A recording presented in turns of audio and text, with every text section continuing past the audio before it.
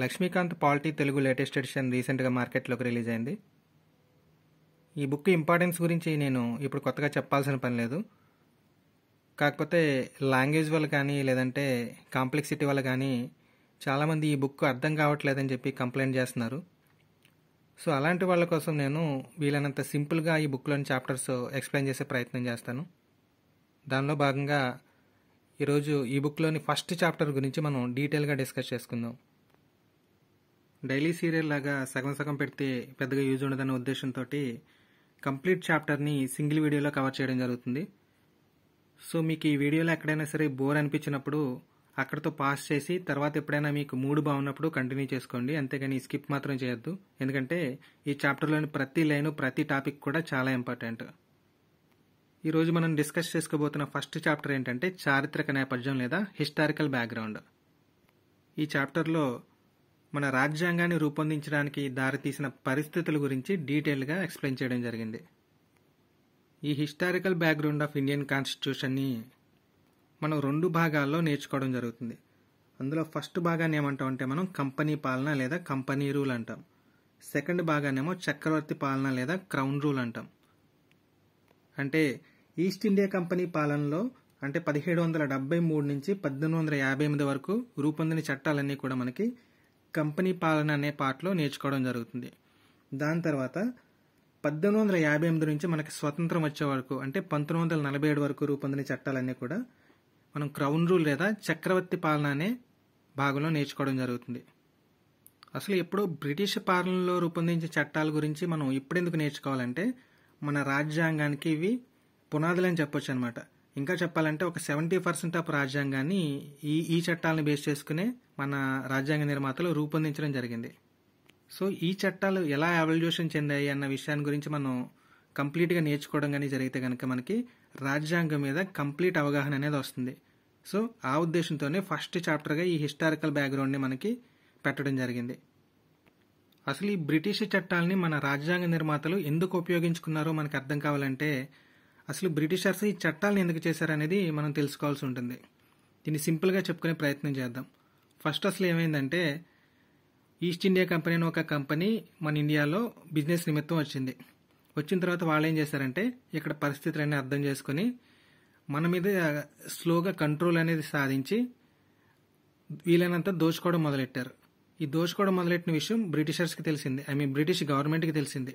గవర్నమెంట్కి తెలిసినప్పుడు అదేం చేసిందంటే మా అనుమతి లేకుండా అలా ఎలా దోచుకుంటారని చెప్పి ఆ గవర్నమెంట్ ఈ ఈస్ట్ ఇండియా కంపెనీని రెగ్యులేట్ చేయడానికి లేదా కంట్రోల్ చేయడానికి కొన్ని చట్టాలను రూపొందించడం జరిగింది. ఓకే, సో ఫస్ట్ ఫేజ్ ఏమైందంటే బయట నుంచి వచ్చిన ఒక వ్యాపార సంస్థ ఈస్ట్ ఇండియా కంపెనీ అనే వ్యాపార సంస్థ మన మీద కంట్రోల్ సాధించి మన దగ్గర దోచుకోవడం ప్రారంభించింది. సో ఈ సంస్థను కంట్రోల్ చేయడానికి బ్రిటిష్ గవర్నమెంట్ కొన్ని చట్టాలను రూపొందించింది. సో ఈ చట్టాల యొక్క మెయిన్ టార్గెట్ ఏంటంటే ఆ కంపెనీ దగ్గర నుంచి ఆ పాలన ఏదైతే ఉందో లేదంటే మన ఇండియా మీద కంట్రోల్ ఏదైతే ఉందో దాన్ని స్లోగా ఆ కంపెనీ వాళ్ళకి ఏ విధమైన బాధ కలగకుండా స్లోగా ఆ అధికారాన్ని హస్తగతం చేసుకోవడానికి బ్రిటిష్ గవర్నమెంట్ ట్రై చేసింది.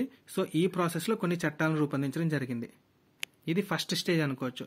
సెకండ్ స్టేజ్లో ఏమైందంటే అప్పుడు దాకా మన ఇండియా అనేది చిన్న చిన్న ప్రాంతాలుగా డివైడ్ అయి ఉండేది.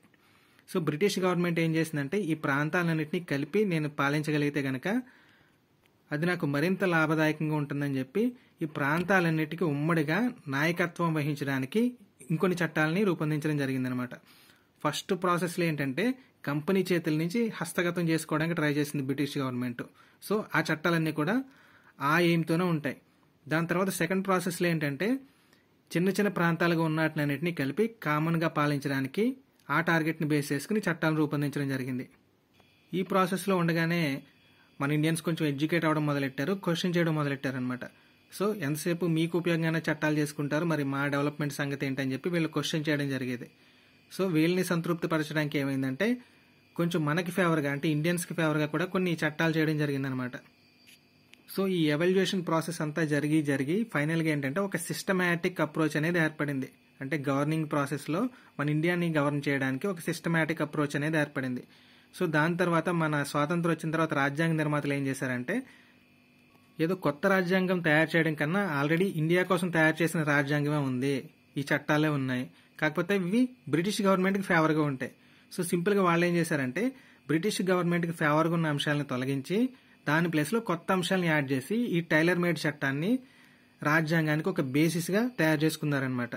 సో అరౌండ్ ఒక 70% ఆఫ్ అంశాలు మన రాజ్యాంగంలో పొందుపరిచిన అంశాలన్నీ కూడా ఈ బ్రిటిష్ గవర్నమెంట్ చట్టాల నుంచి, ఇంకా చెప్పాలంటే భారత ప్రభుత్వ చట్టం 1935 నుంచి తీసుకోవడం జరిగింది.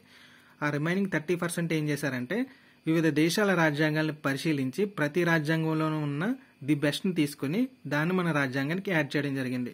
సో ఈ రకంగా మన రాజ్యాంగం అనేది ఏర్పడింది. ఈ రాజ్యాంగ రచన ఎలా జరిగింది అనేది మనం నెక్స్ట్ క్లాస్లో చూస్తాము. ఈ రోజు క్లాస్లో ఏంటంటే ఈ ఎవల్యూషన్ ఆఫ్ ఇండియన్ కాన్స్టిట్యూషన్ అనమాట, అంటే హిస్టారికల్ బ్యాక్గ్రౌండ్ ఏ రకంగా ఉంది అనేది మనం డీటెయిల్గా డిస్కస్ చేసుకోబోతున్నాం. ఈ చారిత్రక నేపథ్యం అనేది ఎప్పటి నుంచి స్టార్ట్ అవుతుందంటే క్రీస్తు శకం 1600 సంవత్సరం నుంచి స్టార్ట్ అవుతుంది. ఈ 1600 సంవత్సరం ఇంపార్టెన్స్ ఏంటంటే ఈ 1600 సంవత్సరంలో ఒక అనుమతి పత్రం అనేది మంజూరు చేయబడింది. దాన్ని ఇంగ్లీష్లో చార్టర్ అంటాం. ఈ చార్టర్ అనేది మంజూరు చేయబడింది. ఇప్పుడు మనం తెలుసుకోవాల్సింది ఏంటంటే ఈ చార్టర్ అనేది ఎవరికి ఎందుకు ఇచ్చారనేది. ఓకే, ఈ చార్టర్ అనేది ఎవరు ఇచ్చారంటే క్వీన్ ఎలిజబెత్ I అంటే బ్రిటిష్ రాణి ఇచ్చిందంట. ఎవరికి ఇచ్చింది? తూర్పు ఇండియా కంపెనీ అనే ఒక కంపెనీకి ఇచ్చింది. ఈ కంపెనీ ఏంటంటే మళ్ళీ ఖాళీగా ఉన్న వాళ్ళందరూ కలిపి ఏం చేశారంటే ఇండియాకి వెళ్ళి మేము వ్యాపారం చేసుకుంటాము, మాకు పర్మిషన్ ఇవ్వండి అని చెప్పి బ్రిటిష్ రాణికి ఒక రిక్వెస్ట్ పెట్టుకున్నారు. సో అప్పుడు బ్రిటిష్ రాణి ఏం చేసిందంటే వాళ్ళకి ఒక పర్మిషన్ లెటర్ ఇచ్చింది. ఆ పర్మిషన్ లెటర్ని మనం చార్టర్ అంటాం. ఈ వర్డ్ చాలా ఇంపార్టెంట్. సో ఈ చార్టర్ లేదా అనుమతి పత్రం తీసుకొని ఈ ఈస్ట్ ఇండియా కంపెనీ వాళ్ళు ఏం చేశారంటే మన ఇండియాలో వ్యాపారం చేయడానికి వచ్చారు. ఓకే, ఇది ఫస్ట్ ఫేజ్. నెక్స్ట్ ఈ చార్టర్ అనేది మంజూరు చేసింది ఎప్పుడంటే 1600 శతాబ్దంలో మంజూరు చేశారు. సో దీని తర్వాత ఏమైందంటే ఈ 1600 సంవత్సరంలోనే వచ్చేలేదు వాళ్ళు ఇండియా ఎప్పుడు వచ్చారంటే మరి వాళ్ళ అరేంజ్మెంట్స్ అన్ని చేసుకుని 1608 సంవత్సరంలో ఇండియా రావడం జరిగింది. వచ్చిన తర్వాత కొన్ని రోజులు వాళ్ళు సైలెంట్గా వాళ్ళ వ్యాపారం మీద వాళ్ళు చేసుకున్నారు. దాని తర్వాత ఏమైందంటే నిదానంగా మన ఇండియాలో ఉన్న సిచ్యుయేషన్స్ వాళ్ళకి అర్థమైనాయి అనమాట. ఎందుకంటే మన ఇండియాలో చెప్పుకున్నాం కదా సెపరేట్ పార్ట్స్గా డివైడ్ అయిపోయింది ఇండియా. ఒక పార్ట్కి ఇంకో పార్ట్కి పడదు. ఓకే, సో వీళ్ళకి తగులు పెట్టేస్తే కనుక మనం ఏకఛత్రాధిపత్యం వహించవచ్చు అని చెప్పి బ్రిటిష్ వాళ్ళకి ఈ ఈస్ట్ ఇండియా కంపెనీ వాళ్ళకి ఒక క్లారిటీ అనేది రావడం జరిగింది.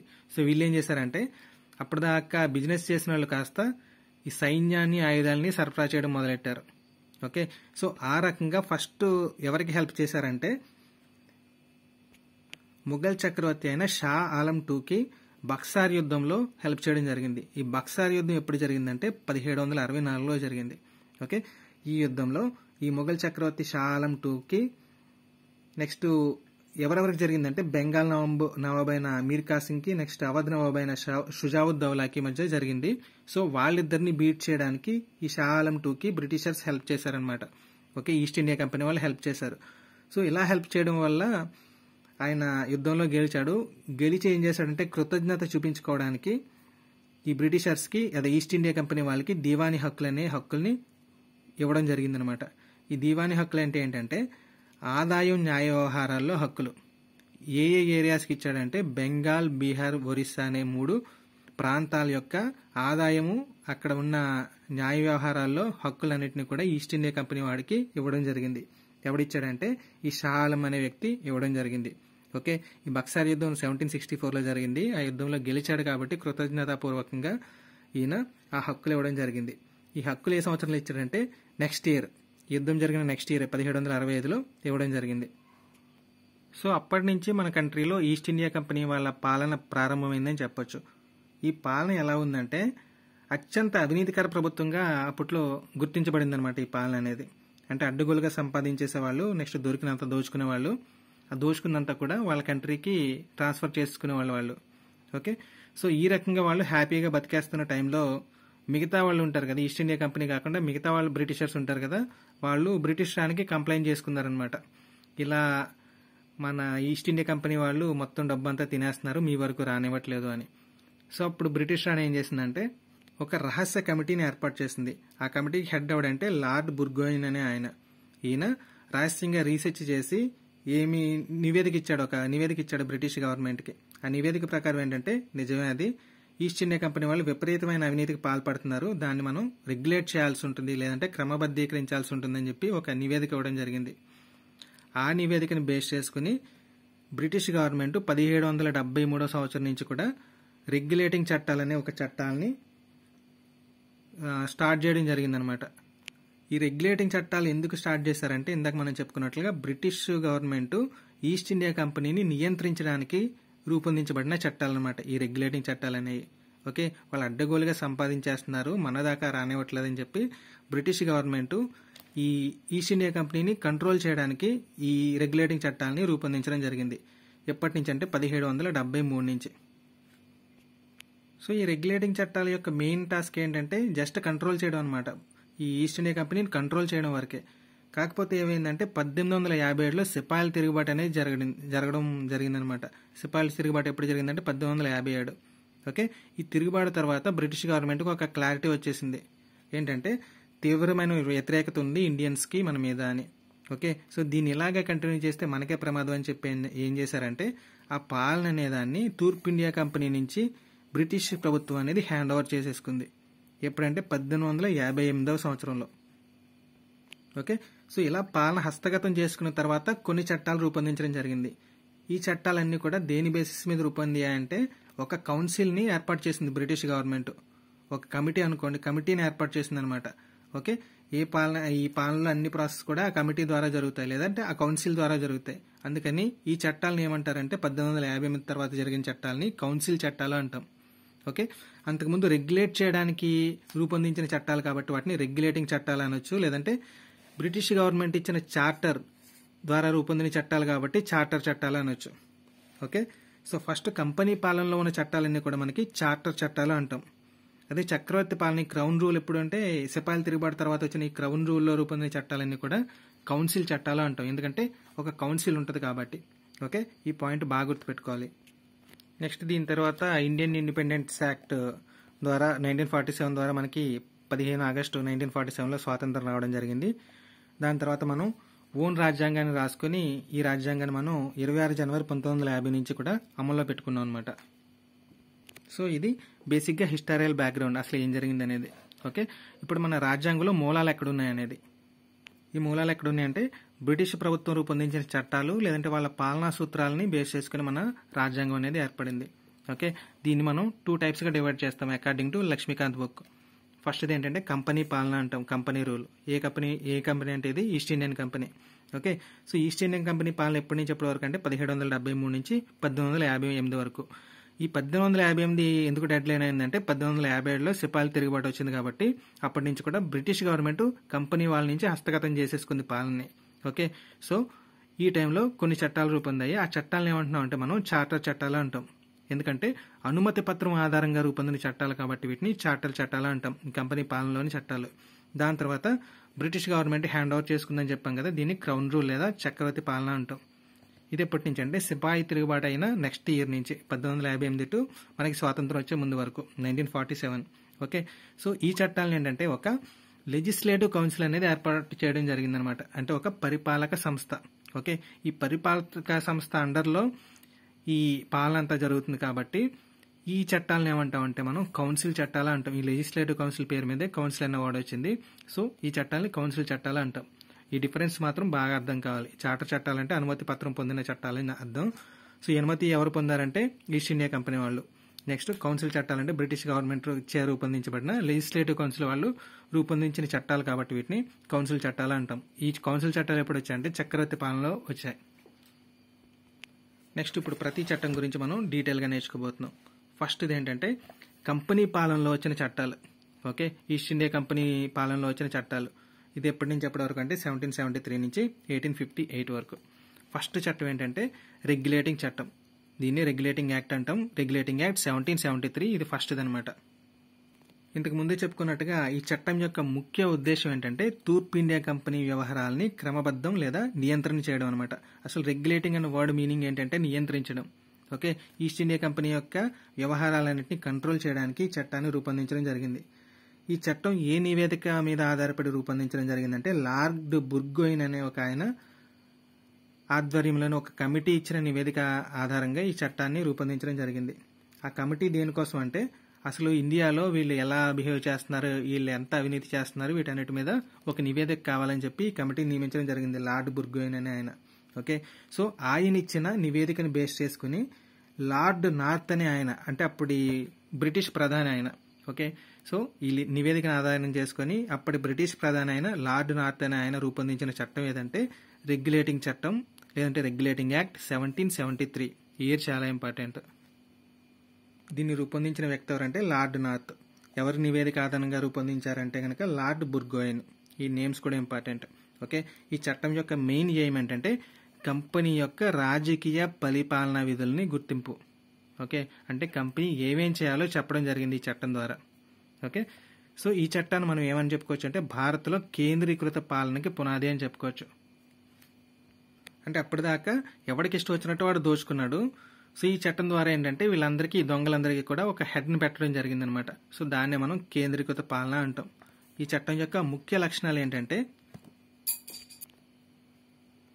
బెంగాల్ గవర్నర్ని గవర్నర్ జనరల్ ఆఫ్ బెంగాల్గా మార్చడం జరిగింది. ఇక్కడ మనం గుర్తుపెట్టుకోవాల్సిన అంశం ఏంటంటే అప్పటిదాకా బెంగాల్కి ఒక గవర్నర్ ఉన్నాడు, బాంబేకి ఒక గవర్నర్ ఉన్నాడు, మద్రాస్కి ఒక గవర్నర్ ఉన్నాడు. ఓకే, ఈ 3 ప్రెసిడెన్సీకి కూడా 3 గవర్నర్లు ఉండేవాళ్ళు. సో ఇప్పుడు ఏం చేశారంటే వాళ్ళు ఈ బెంగాల్ గవర్నర్ని తీసుకొచ్చి వాడికి ప్రమోషన్ ఇచ్చారు, గవర్నర్ జనరల్ ఆఫ్ బెంగాల్గా. ఓకే, ఈ మిగతా 2 గవర్నర్లు ఉన్నారు కదా, ఈ 2 గవర్నర్ని కూడా వీడి అసిస్టెంట్ కింద చేసేయడం జరిగింది. ఓకే, సో బెంగాల్ గవర్నర్కి ఏమో ప్రమోషన్ వచ్చింది, బాంబే మద్రాస్ ప్రెసిడెన్సీల గవర్నర్కి వాళ్ళు ఉన్న అధికారులన్నీ తీసేసి వీడికి అసిస్టెంట్స్ కింద వేసేయడం జరిగిందనమాట. ఓకే, నెక్స్ట్ ఈ గవర్నర్ కింద ఏంటంటే ఒక కార్యనిర్వాహక మండలి అనేది ఉంటుంది. ఆ కార్యనిర్వాహక మండలిలో ఎంతమంది మెంబర్స్ ఉంటారంటే 4 మెంబర్స్ ఉంటారు. ఈ కార్యనిర్వాహక మండలిని ఇంగ్లీష్లో ఎగ్జిక్యూటివ్ కౌన్సిల్ అంటాం. ఓకే, సో ఈ ఎగ్జిక్యూటివ్ కౌన్సిల్ ఎందుకంటే బెంగాల్ గవర్నర్ ఇచ్చిన ఆదేశాలని నిర్వహించడానికి. సో ఈ రకంగా ఫస్ట్ గవర్నర్ జనరల్ ఆఫ్ బెంగాల్గా నియమించబడింది ఎవరంటే వారన్ హేస్టింగ్స్. ఓకే, ఈ బెంగాల్ గవర్నర్ అనే వ్యక్తిని గవర్నర్ జనరల్ ఆఫ్ బెంగాల్గా పిలవడం జరిగింది. So first governor general of Bengal ఎవరంటే వారన్ హేస్టింగ్స్. నెక్స్ట్ ఈ చట్టాన్ని బేస్ చేసుకుని కలకత్తాలో సుప్రీంకోర్టుని ఏర్పాటు చేయడం జరిగింది. ఈ చట్టం ఎప్పుడు ఇనిషియేటివ్ అయిందంటే 1773లో అయింది. ఓకే, సో రెగ్యులేట్ చట్టం 1773. ఈ చట్టం ఆధారంగా కలకత్తాలో సుప్రీంకోర్టుని ఎప్పుడు ఏర్పాటు చేశారంటే నెక్స్ట్ ఇయర్ ఏర్పాటు చేయడం జరిగింది. అంటే 1774లో ఏర్పాటు చేయడం జరిగింది. ఎక్కడ ఏర్పాటు చేశారంటే కలకత్తాలో ఏర్పాటు చేశారు. ఆ ఏర్పాటు చేసిన కోట పేరు కూడా ఇంపార్టెంట్. ఆ కోట పేరు ఏంటంటే ఫోర్ట్ విలియం అంటాం. ఓకే, సో మొట్టమొదటి సుప్రీంకోర్టుని కలకత్తాలో ఫోర్ట్ విలియం కోర్టులో ఏర్పాటు చేయడం జరిగింది. నెక్స్ట్ ఈ సుప్రీంకోర్టు యొక్క ఫస్ట్ ప్రధాన న్యాయమూర్తి ఎవరంటే సర్ ఎలిజా ఇంపే. ఈ సర్ ఎలిజా ఇంపే నేమ్ కూడా ఇంపార్టెంట్. ఈ చట్టం ద్వారా కంపెనీలో పనిచేసే ఉద్యోగులు, అంటే ఈస్ట్ ఇండియా కంపెనీలో పనిచేసే ఉద్యోగులు ప్రైవేట్ బిజినెస్లు ఏమి చేసుకోకూడదని చెప్పి నిషేధించడం జరిగింది. అదేవిధంగా వీళ్ళు బహుమానాలు, లంచాలు కూడా తీసుకోవడాన్ని నిషేధించారు. ఓకే, సో ఇప్పటిదాకా ఏం చేశారంటే ఈ ఈస్ట్ ఇండియా కంపెనీని కంట్రోల్ చేయడానికి ఏమేం చేశారో చూసాం. నెక్స్ట్ ఇంకొక పాయింట్ ఏంటంటే కోర్ట్ ఆఫ్ డైరెక్టర్స్ అని చెప్పి ఒక గవర్నింగ్ బాడీని ఏర్పాటు చేయడం జరిగింది. ఈ గవర్నింగ్ బాడీ యొక్క పని ఏంటంటే, ఈ కోర్ట్ ఆఫ్ డైరెక్టర్స్ యొక్క పని ఏంటంటే నివేదికలు అందించడం, బ్రిటిష్ గవర్నమెంట్కి నివేదికలు అందించడం.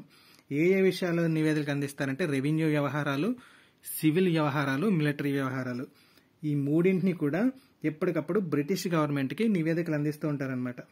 సో ఈ మొత్తం ఈ రెగ్యులేటింగ్ యాక్ట్ 1773 ద్వారా ఏమైందంటే మనకి ఈస్ట్ ఇండియా కంపెనీ రెగ్యులేట్ చేయడానికి యూజ్ అయింది బ్రిటిష్ గవర్నమెంట్కి. ఓకే, నెక్స్ట్ ఈ చట్టం యొక్క ఇంపార్టెంట్ ఏంటంటే దీన్ని మొట్టమొదటి భారత రాజ్యాంగ చట్టంగా మనం పేర్కోవడం జరుగుతుందన్నమాట. సో రేపు ఎగ్జామ్లో మొట్టమొదటి భారత రాజ్యాంగ చట్టం ఏది అంటే మనం ఆశ్రయం పెట్టాలంటే రెగ్యులేటింగ్ యాక్ట్ 1773. నెక్స్ట్ ఇంకో క్వశ్చన్ ఎలా అడగచ్చు అంటే ఈ రెగ్యులేటింగ్ యాక్ట్ 1773 ద్వారా కలకత్తాలో సుప్రీంకోర్టుని ఎస్టాబ్లిష్ చేయడం జరిగింది. నెక్స్ట్ అది ఏ సంవత్సరంలో ఎస్టాబ్లిష్ చేశారు అని అడుగుతాడు. ఓకే, సో ఇక్కడ ఆన్సర్ ఏంటంటే 1773 కాదు, ఈ చట్టం వచ్చిన 1 year తర్వాత ఎస్టాబ్లిష్ చేయడం జరిగింది. ఓకే, సో అది ఏ ఇయర్ అంటే 1774. నెక్స్ట్ ఆ కోట పేరు ఏంటంటే ఫోర్ట్ విలియం. నెక్స్ట్ సవరణ చట్టం. ఓకే, రెగ్యులేటింగ్ యాక్ట్ 1773 వచ్చిన తర్వాత దాన్ని సవరించడానికి ఒక అమెండింగ్ యాక్ట్ని రూపొందించడం జరిగిందనమాట. అది ఇప్పుడంటే 1781లో. సో దీన్ని ఏమంటామంటే అమెండింగ్ యాక్ట్ 1781 లేదా సవరణ చట్టం 1781 అంటాం. అసలు ఈ సవరణ ఎందుకు చేశారంటే 1773 చట్టంలోని లోపాల సవరణకు అన్నాడు. ఇక్కడ లోపాలంటే ఏంటంటే ఫస్ట్ టైం చట్టం చేశారు కాబట్టి వాళ్ళకి కూడా కొంచెం నష్టం కలిగే విధంగా ఉన్నాయన్నమాట చట్టంలో కొన్ని పాయింట్స్. సో ఆ పాయింట్స్ని ఎలిమినేట్ చేయడానికి అమెండింగ్ యాక్ట్ని రూపొందించడం జరిగింది. ఈ చట్టం యొక్క ముఖ్య ఉద్దేశం ఏంటంటే లాస్ట్ 1773 చట్టం ద్వారా సుప్రీంకోర్టుని ఏర్పాటు చేయడం జరిగింది కదా, దాని పరిధిలోంచి తన వాళ్ళందరినీ పక్కకి తీసుకురావడం అనమాట ఈ చట్టం యొక్క ముఖ్య ఉద్దేశం. ఓకే, సో దీన్ని అందుకే ఏమంటారంటే పరిష్కార చట్టం లేదా యాక్ట్ ఆఫ్ సెటిల్మెంట్ అంటాం. ఎందుకంటే బ్రిటిష్ గవర్నమెంట్ చేసుకున్న సెటిల్మెంట్స్ అన్ని కూడా ఈ అమెండింగ్ యాక్ట్ ద్వారానే జరిగాయి కాబట్టి. ఓకే, దీంట్లో ఇంపార్టెంట్ పాయింట్ ఏంటంటే గవర్నర్ జనరల్ ఇంకా వాళ్ళ కౌన్సిల్ చేసే పనులు సుప్రీంకోర్టు న్యాయాధికార పరిధిలోకి రావు. ఇంకా ఏమేమి రావంటే ఈస్ట్ ఇండియా కంపెనీ వాళ్ళ అధికార విధులు కూడా ఈ సుప్రీంకోర్టు న్యాయాధికార పరిధిలోకి రావు. అదేవిధంగా రెవెన్యూ వ్యవహారాలు, రెవెన్యూకి సంబంధించిన అంశాలు ఏమి కూడా ఈ సుప్రీంకోర్టు న్యాయాధికార పరిధిలోకి రావు. సో మరి ఇంతకీ సుప్రీంకోర్టు ఎందుకు దాని పరిధిలోకి ఎవరు వస్తారంటే కలకత్తాలో నివసించే సాధారణ ప్రజలందరూ కూడా సుప్రీంకోర్టు పరిధిలోకి వస్తారు. నెక్స్ట్ ఈ సాధారణ ప్రజలకు కూడా తీర్పులు ఇచ్చేటప్పుడు సుప్రీంకోర్టు వీళ్ళ యొక్క లోకల్ చట్టాలు ఏవైతే ఉన్నాయో వాటిని బేస్ చేసుకుని తీర్పు ఇవ్వాల్సి ఉంటుంది. ఫర్ ఎగ్జాంపుల్ హిందూస్కి ఉందనుకోండి హిందూ చట్టాలు ఉంటాయి, ముస్లిమ్స్కి ఉందనుకోండి ముస్లిం చట్టాలు ఉంటాయి.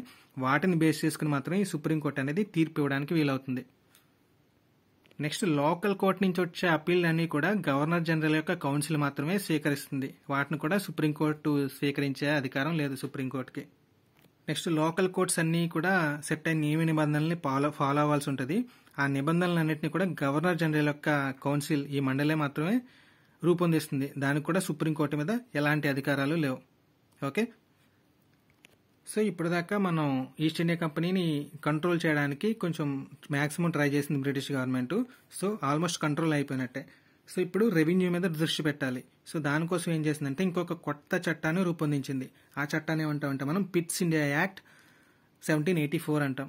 ఓకే, ఈ పిట్స్ ఇండియా యాక్ట్ అనే పేరు ఎందుకు వచ్చిందంటే ఆ టైంలో బ్రిటిష్ ప్రధానమంత్రిగా ఉన్న విలియం పిట్ జూనియర్ అనే ఆయన బ్రిటిష్ పార్లమెంట్లో ఈ చట్టాన్ని ప్రవేశపెట్టడం జరిగింది.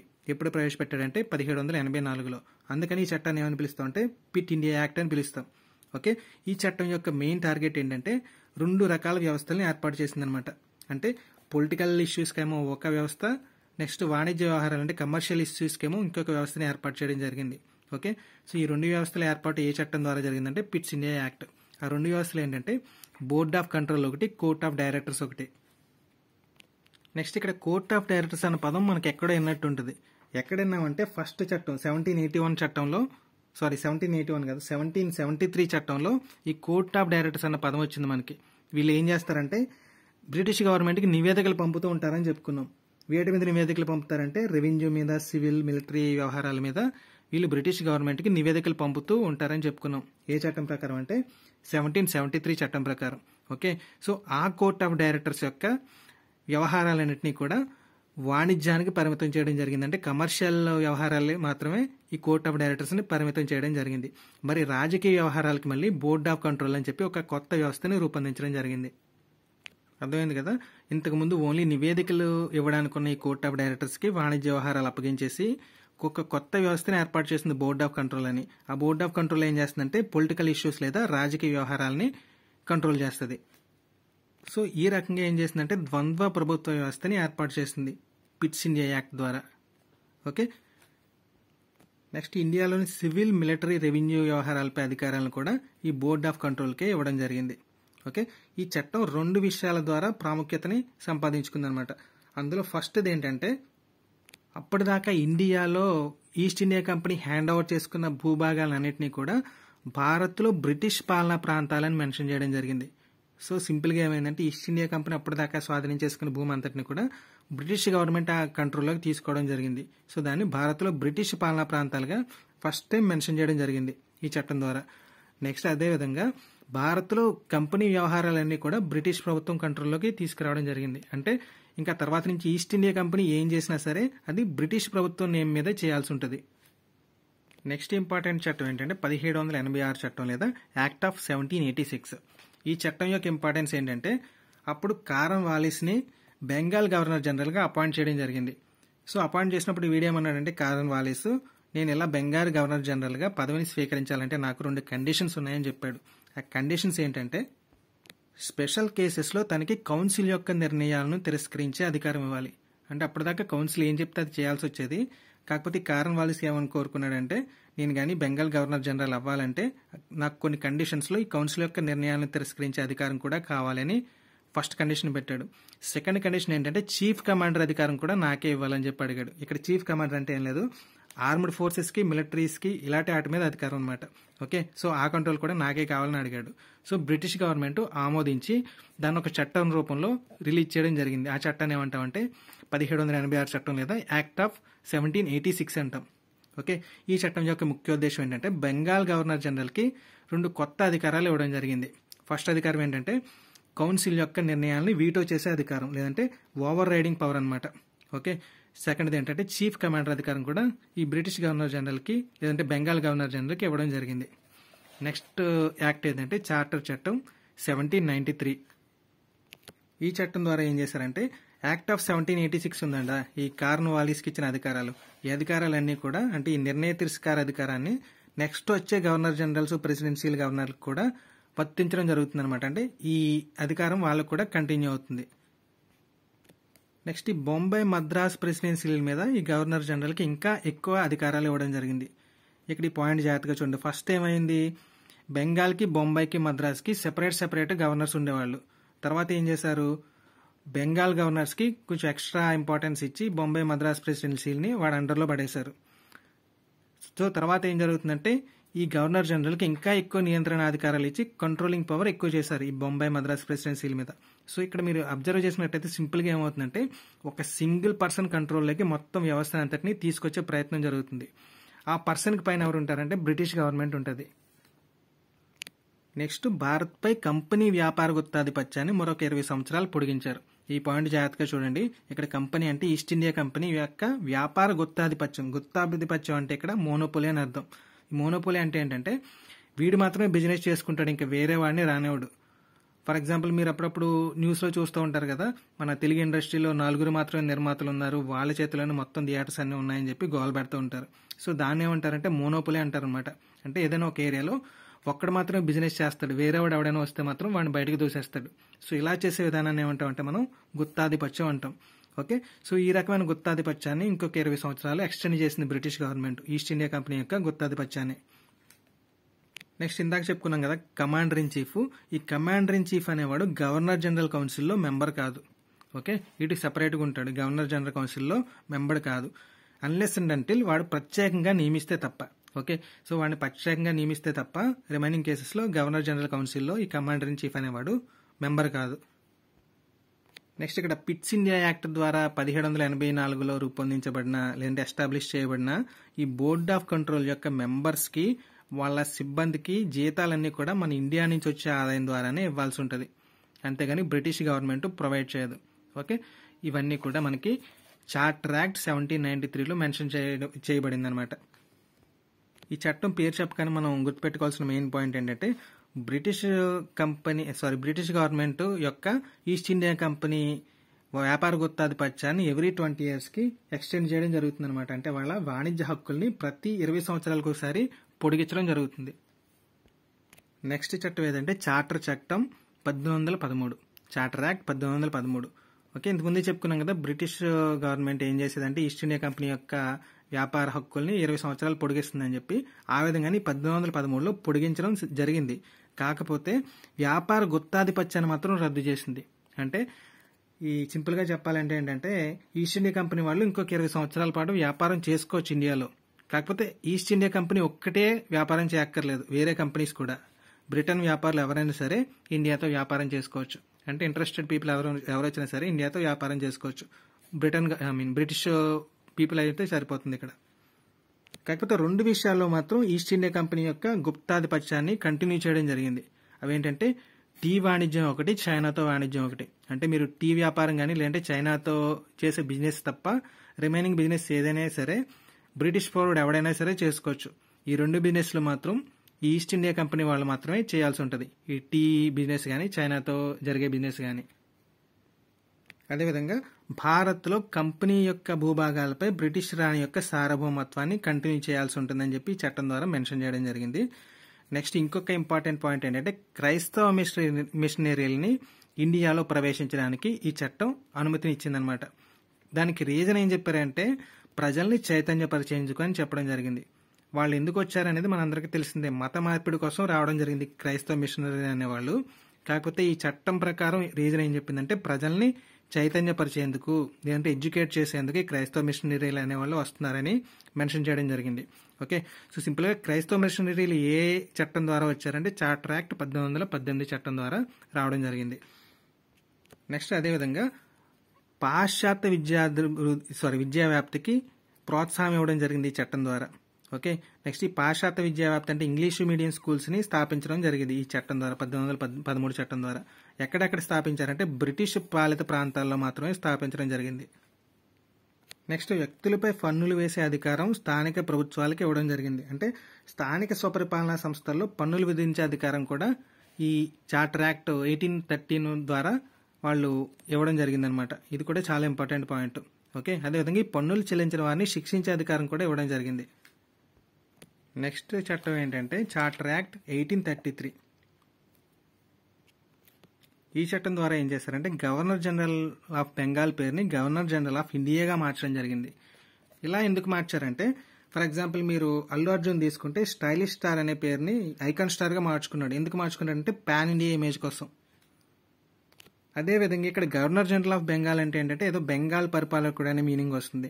కాకపోతే ఇక్కడ బ్రిటిష్ గవర్నమెంట్ యొక్క టార్గెట్ ఏంటంటే మొత్తం ఇండియాని హస్తగతం చేసుకోవడం కాబట్టి ఈ గవర్నర్ జనరల్ ఆఫ్ బెంగాల్ని ఏం చేశారంటే గవర్నర్ జనరల్ ఆఫ్ ఇండియాగా మార్చడం జరిగింది.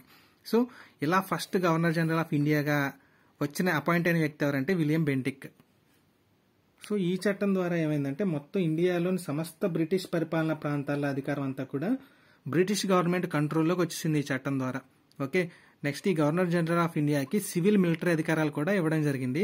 అదేవిధంగా బాంబే మద్రాస్ గవర్నర్ల శాసనాధికారాలను కూడా అప్పటిదాకా కొంచెం కొంచెం లాక్కున్న అధికారాలన్నీ కూడా కంప్లీట్గా ఈ గవర్నర్ జనరల్ ఆఫ్ ఇండియాకి ఇవ్వడం జరిగింది. సో ఆ విధంగా first governor general of India ఎవరంటే విలియం బెంటిక్.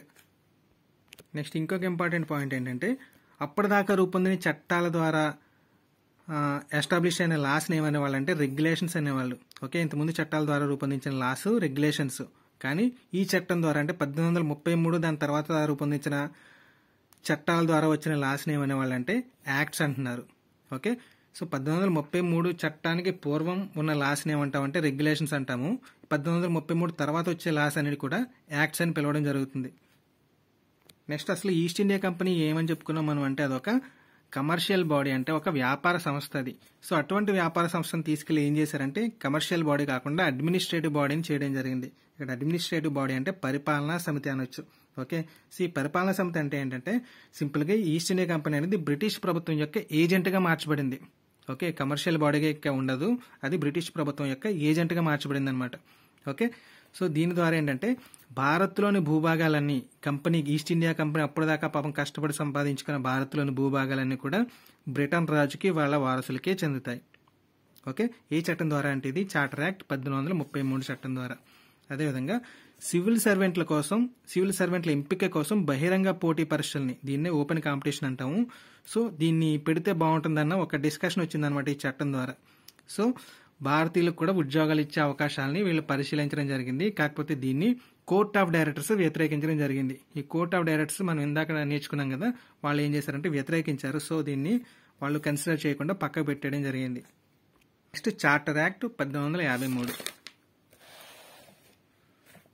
ఈ చార్టర్ యాక్ట్ 1853ని చార్టర్ చట్టాల్లో చివరిది అంటాం. ఎందుకంటే ఇది ఈస్ట్ ఇండియా కంపెనీ పరిపాలనా కాలంలో ప్రవేశపెట్టబడిన చివరి చార్టర్ చట్టం.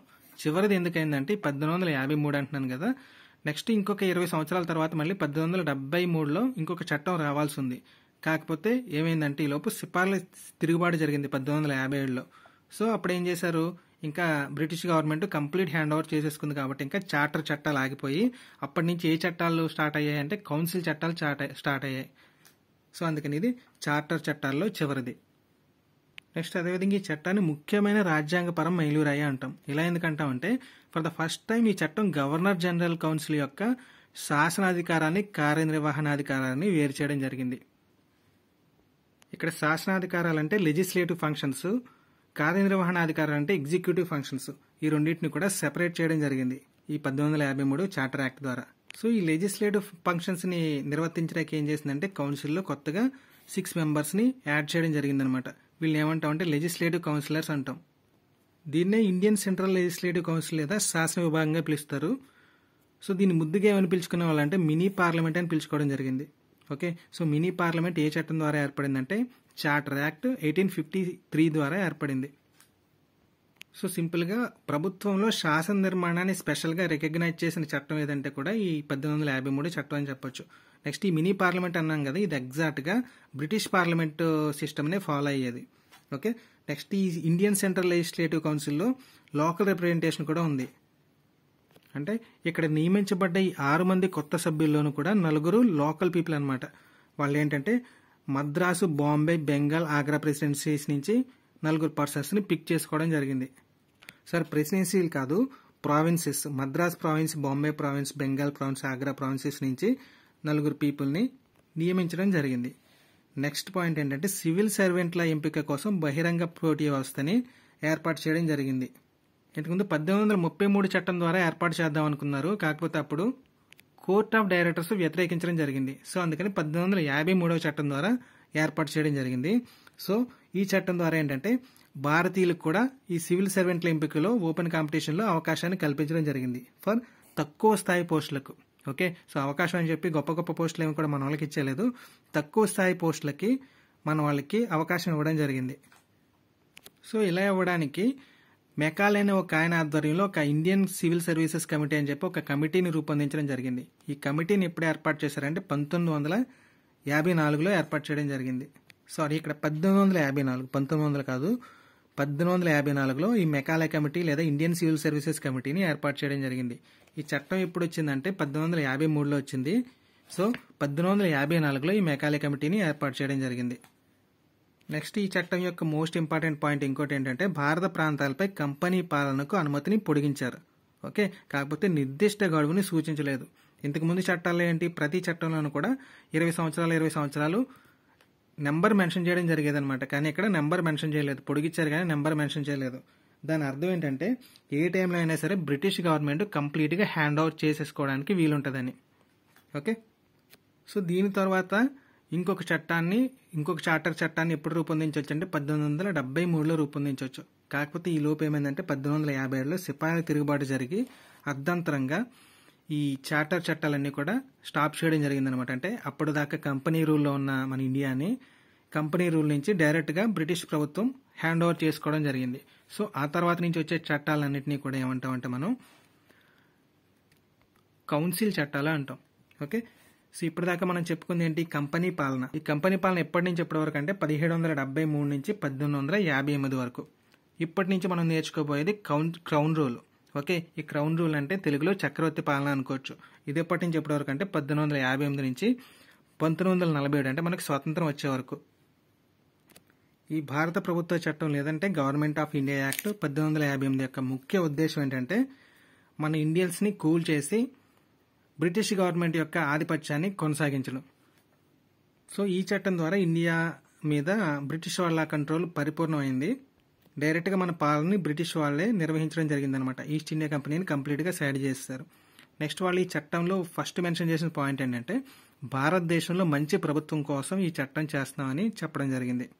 అదేవిధంగా తూర్పు ఇండియా పాలన రద్దు చేశారు, తూర్పు ఇండియా కంపెనీ యొక్క పాలనని రద్దు చేశారు. సో అప్పటిదాకా ఈస్ట్ ఇండియా కంపెనీ హ్యాండ్ ఓవర్లో ఉన్న ప్రభుత్వ అధికారులని భూభాగాల్ని, రెవెన్యూని అన్నింటినీ కూడా బ్రిటిష్ చక్రవర్తికి ట్రాన్స్ఫర్ చేయడం జరిగింది. అదేవిధంగా భారతదేశంలో మహారాణి హర్ మజిస్టీ పేరు మీద పాలన అనేది కొనసాగుతుంది. నెక్స్ట్ అప్పటిదాకా గవర్నర్ జనరల్ ఆఫ్ ఇండియాగా ఉన్న పేరుని వీళ్ళు వైస్రాయ్ ఆఫ్ ఇండియాగా మార్చడం జరిగింది. ఈ వైస్రాయ్ ఆఫ్ ఇండియాగా ఎందుకు మార్చారంటే వీడు భారత్లో బ్రిటిష్ చక్రవర్తి ప్రతినిధిగా ఉంటాడనమాట. అంటే వీడు బ్రిటిష్ చక్రవర్తి యొక్క రిప్రజెంటేటివ్ అనుకోవచ్చు. సో ఆ విధంగా ఫస్ట్ వైస్రాయ్ ఆఫ్ ఇండియా ఎవడంటే Lord Canning. Okay, first viceroy of India ఎవడంటే లార్డ్ కానింగ్. అసలు ఈ వైస్రాయ్ ఆఫ్ ఇండియా పదవిని ఏ చట్టం ద్వారా ఏర్పాటు చేయడం జరిగిందంటే భారత ప్రభుత్వ చట్టం 1858 ద్వారా ఏర్పాటు చేయడం జరిగింది. ఇక్కడ టైటిల్ కూడా చూడండి ఎంత తెలివిగా పెట్టాడు బ్రిటిష్ వాడు.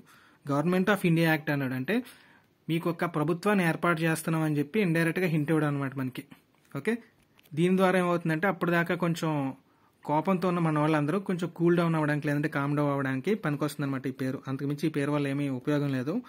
సో అప్పుడు దాకా చార్టర్ చట్టాలని వచ్చే చట్టాల పేర్లని వీడు కూల్ చేయడానికి ఏం చేశాడంటే భారత ప్రభుత్వ చట్టం లేదా గవర్నమెంట్ ఆఫ్ ఇండియా యాక్ట్ అని చెప్పి మీకు ఒక గవర్నమెంట్ని ఎస్టాబ్లిష్ చేస్తున్నాం అని చెప్పి చెప్పడం జరిగింది. కాకపోతే గవర్నమెంట్ ఎవరిదంటే బ్రిటిష్ గవర్నమెంట్ అది.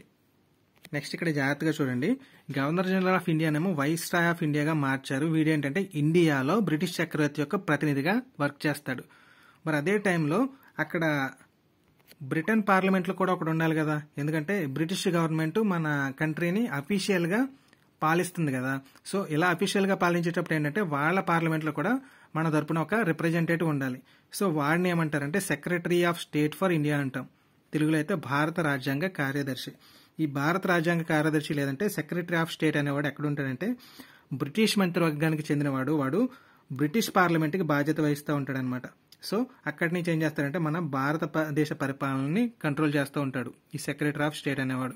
ఓకే, ఈ ఇద్దరు క్యాడర్స్ కూడా జాగ్రత్తగా చూసుకోండి. వైస్రాయ్ ఆఫ్ ఇండియా వాడేమో భారత్లో బ్రిటిష్ చక్రవర్తి యొక్క ప్రతినిధి, ఈ secretary of state for India అనేవాడేమో బ్రిటిష్ పార్లమెంట్కి రెస్పాన్సిబిలిటీ అనమాట. నెక్స్ట్ ఈ సెక్రటరీ ఆఫ్ స్టేట్కి ఒక 15 మంది సభ్యుల సలహా మండలి అనేది ఉంటుంది అనమాట. ఒక కౌన్సిల్ అనేది ఉంటుంది వీడి అండర్లో. ఓకే, సో ఈ సెక్రటరీ ఆఫ్ స్టేట్లకి ఉండే ఈ 15 మంది సభ్యుల సలహా మండలిని ఏమంటారంటే కౌన్సిల్ అంటాం. ఈ కౌన్సిల్కి సెక్రటరీ ఆఫ్ స్టేట్ అనేవాడు స్టేట్ చైర్మన్గా మార్గదర్శకత్వాన్ని వహించడం జరుగుతుంది. అసలు ఈ సలహా మండలి సెక్రటరీ ఆఫ్ స్టేట్ వీళ్ళ యొక్క పని ఏంటంటే capable of sewing and being sued అంటాం. అంటే ఇండియా ఇంగ్లాండ్లోని దావాల వ్యవహారాలన్నీ కూడా అంటే లీగల్ ఇష్యూస్ అని చెప్పుకోవచ్చు. లీగల్ ఇష్యూస్ అన్ని కూడా ఈ సలహా మండలి లేదా కౌన్సిల్ అనే వాళ్ళు చూసుకోవడం జరుగుతుంది. ఇంతకు ముందే చెప్పుకున్నట్లుగా వాళ్ళు టైటిల్లో మెన్షన్ చేసినట్టుగా ఈ భారత ప్రభుత్వ చట్టము 1858 చాలా వరకు మన ఇండియాలో పరిపాలన యంత్రాంగాన్ని మెరుగుపరచడానికని వాళ్ళు మెన్షన్ చేయడం జరిగింది. కాకపోతే పరిపాలన అంతా కూడా ఎక్కడి నుంచి జరిగేదంటే అక్కడ బ్రిటిష్ గవర్నమెంట్ ఇంగ్లాండ్ నుంచే కంట్రోల్ చేయడం జరిగేది. దానివల్ల మనకి స్పెషల్గా వచ్చింది ఏమీ లేదు. ఓకే, ఇప్పుడు నేను క్లాస్ ఇంట్రడక్షన్లో ఒక స్టేట్మెంట్ చెప్పడం జరిగింది. ఏంటంటే ఈ చట్టాలన్నీ కూడా 3 స్టేజెస్లో వెళ్ళాయని చెప్పి. ఫస్ట్ స్టేజ్ ఏంటంటే అప్పటిదాకా కొన్ని ఈస్ట్ ఇండియా కంపెనీ అడ్డగోలుగా దోచేసుకుంటుందని చెప్పి దాన్ని కంట్రోల్ చేయడానికి కొన్ని చట్టాలు చేయడం జరిగింది, రెగ్యులేటింగ్ చట్టాలు అన్నాం. తర్వాత సెకండ్ స్టేజ్ ఏంటంటే ఆ కంట్రోల్ చేసిన తర్వాత గ్రిప్ కోసం ట్రై చేసింది అనమాట. అంటే మొత్తం అన్ని కూడా సెపరేట్గా ఉన్న భాగాలన్నిటి కూడా యూనిఫై చేసి వాటన్నిటికీ ఒక కామన్ లీడర్ని ఏర్పాటు చేసి దాని ద్వారా అజమాయిషీ కోసం ట్రై చేసింది. సో ఇది second stage. Next third stage ఇప్పుడు నుంచి స్టార్ట్ అవుతుంది. థర్డ్ స్టేజ్ ఏంటంటే 1857 తిరుగుబాటు తర్వాత బ్రిటిష్ ప్రభుత్వం మన ఇంపార్టెన్స్ అంటే ఇండియన్స్ యొక్క ఇంపార్టెన్స్ని గుర్తించడం జరిగింది. సో ఇక్కడ వీళ్ల సహకారం లేకుండా మనం చక్రం తిప్పడం అనేది ఇంపాసిబుల్ అని చెప్పి వాళ్ళకి అర్థమైంది. సో అప్పటి నుంచి ఏంటంటే మన ఇండియన్స్కి బిస్కెట్స్ వేయడం స్టార్ట్ చేశారు. ఓకే, సో ఇక్కడ బిస్కెట్స్ ఇన్ ద సెన్స్ ఏంటంటే మన ఇండియన్స్ కూడా ఏదో ఫేవర్ చేస్తున్నామనే బిల్డప్ లేదా కలరింగ్ ఇవ్వడానికి ట్రై చేశారు. సో ఆ రకంగా రూపొందించిన చట్టాలు ఏంటంటే భారత కౌన్సిల్ చట్టాలు అంటాం వాటిని. అవి 1861, 1892, 1909 చట్టాలు. ఓకే, సో వాటిలో ఫస్ట్ ఏంటంటే భారత కౌన్సిల్ చట్టం లేదా ఇండియన్ కౌన్సిల్ యాక్ట్ 1861. ఇది మైల్ రాయికి అని చెప్పుకోవచ్చు అనమాట. అంటే ఫస్ట్ టైం మన ఇండియన్స్కి ఇంపార్టెన్స్ ఇవ్వడం జరిగింది కాబట్టి దీన్ని మన చట్టాల్లో లేదంటే కౌన్సిల్ చట్టాల్లో మైల్ రాయి అని చెప్పుకోవచ్చు.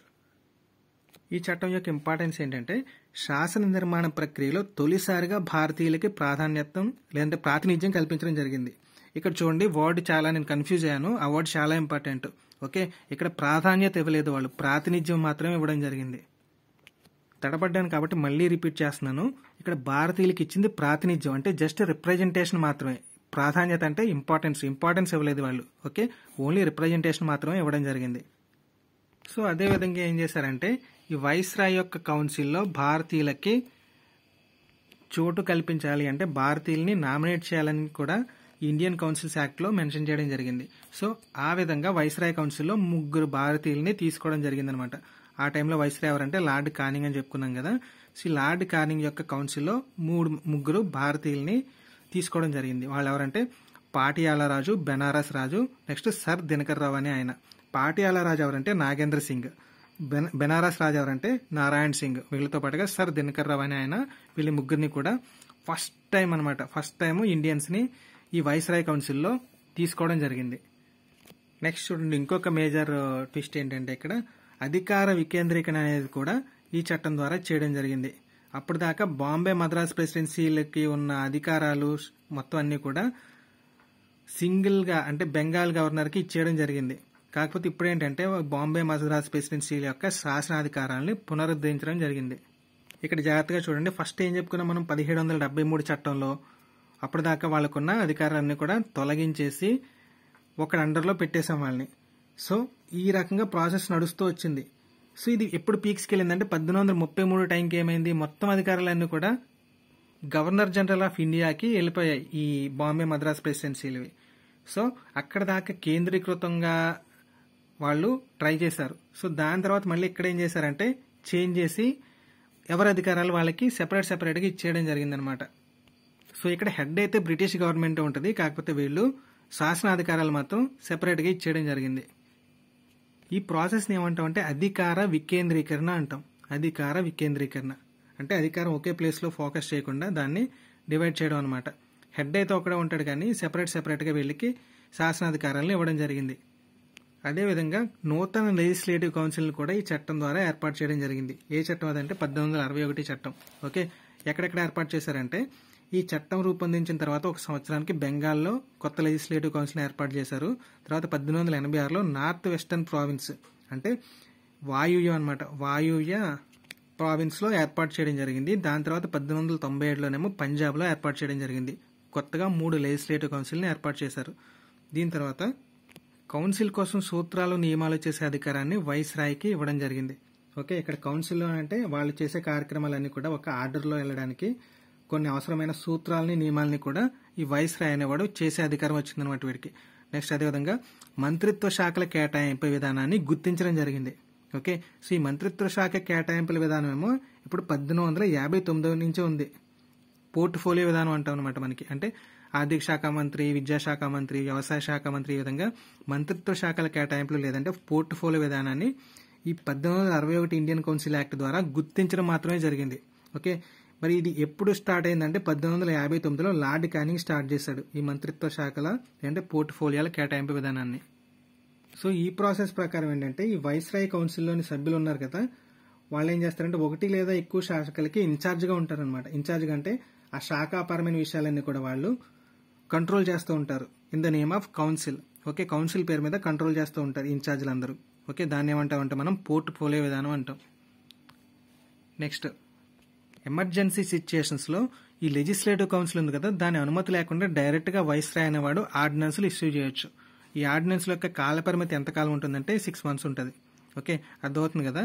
జనరల్గా అయితే లెజిస్లేటివ్ కౌన్సిల్ యొక్క అనుమతి తీసుకోవాల్సి ఉంటుంది ఈ వైస్రాయ్ అనేవాడు. కానీ కొన్ని ఎమర్జెన్సీ సిచ్యుయేషన్స్లో మాత్రం డైరెక్ట్గా ఆర్డినెన్స్లు జారీ చేసే అధికారం అనేది ఉంటుంది. దీని యొక్క కాలపరిమితి 6 నెలలు. సో ఇది కూడా మనకి ప్రజెంట్ రాజ్యాంగంలో ఉంది, ఎమర్జెన్సీ సిచ్యుయేషన్స్లో రాష్ట్రపతి ఎలా రియాక్ట్ అవ్వాలనే దాని గురించి. నెక్స్ట్ భారత కౌన్సిల్ చట్టము లేదంటే ఇండియన్ కౌన్సిల్ యాక్ట్ 1892. ఈ చట్టంలో ముఖ్యమైన పాయింట్ ఏంటంటే సెంట్రల్ ఇంకా ప్రొవిన్షియల్ లెజిస్లేటివ్ కౌన్సిల్లో మెంబర్స్ సంఖ్యను పెంచారు.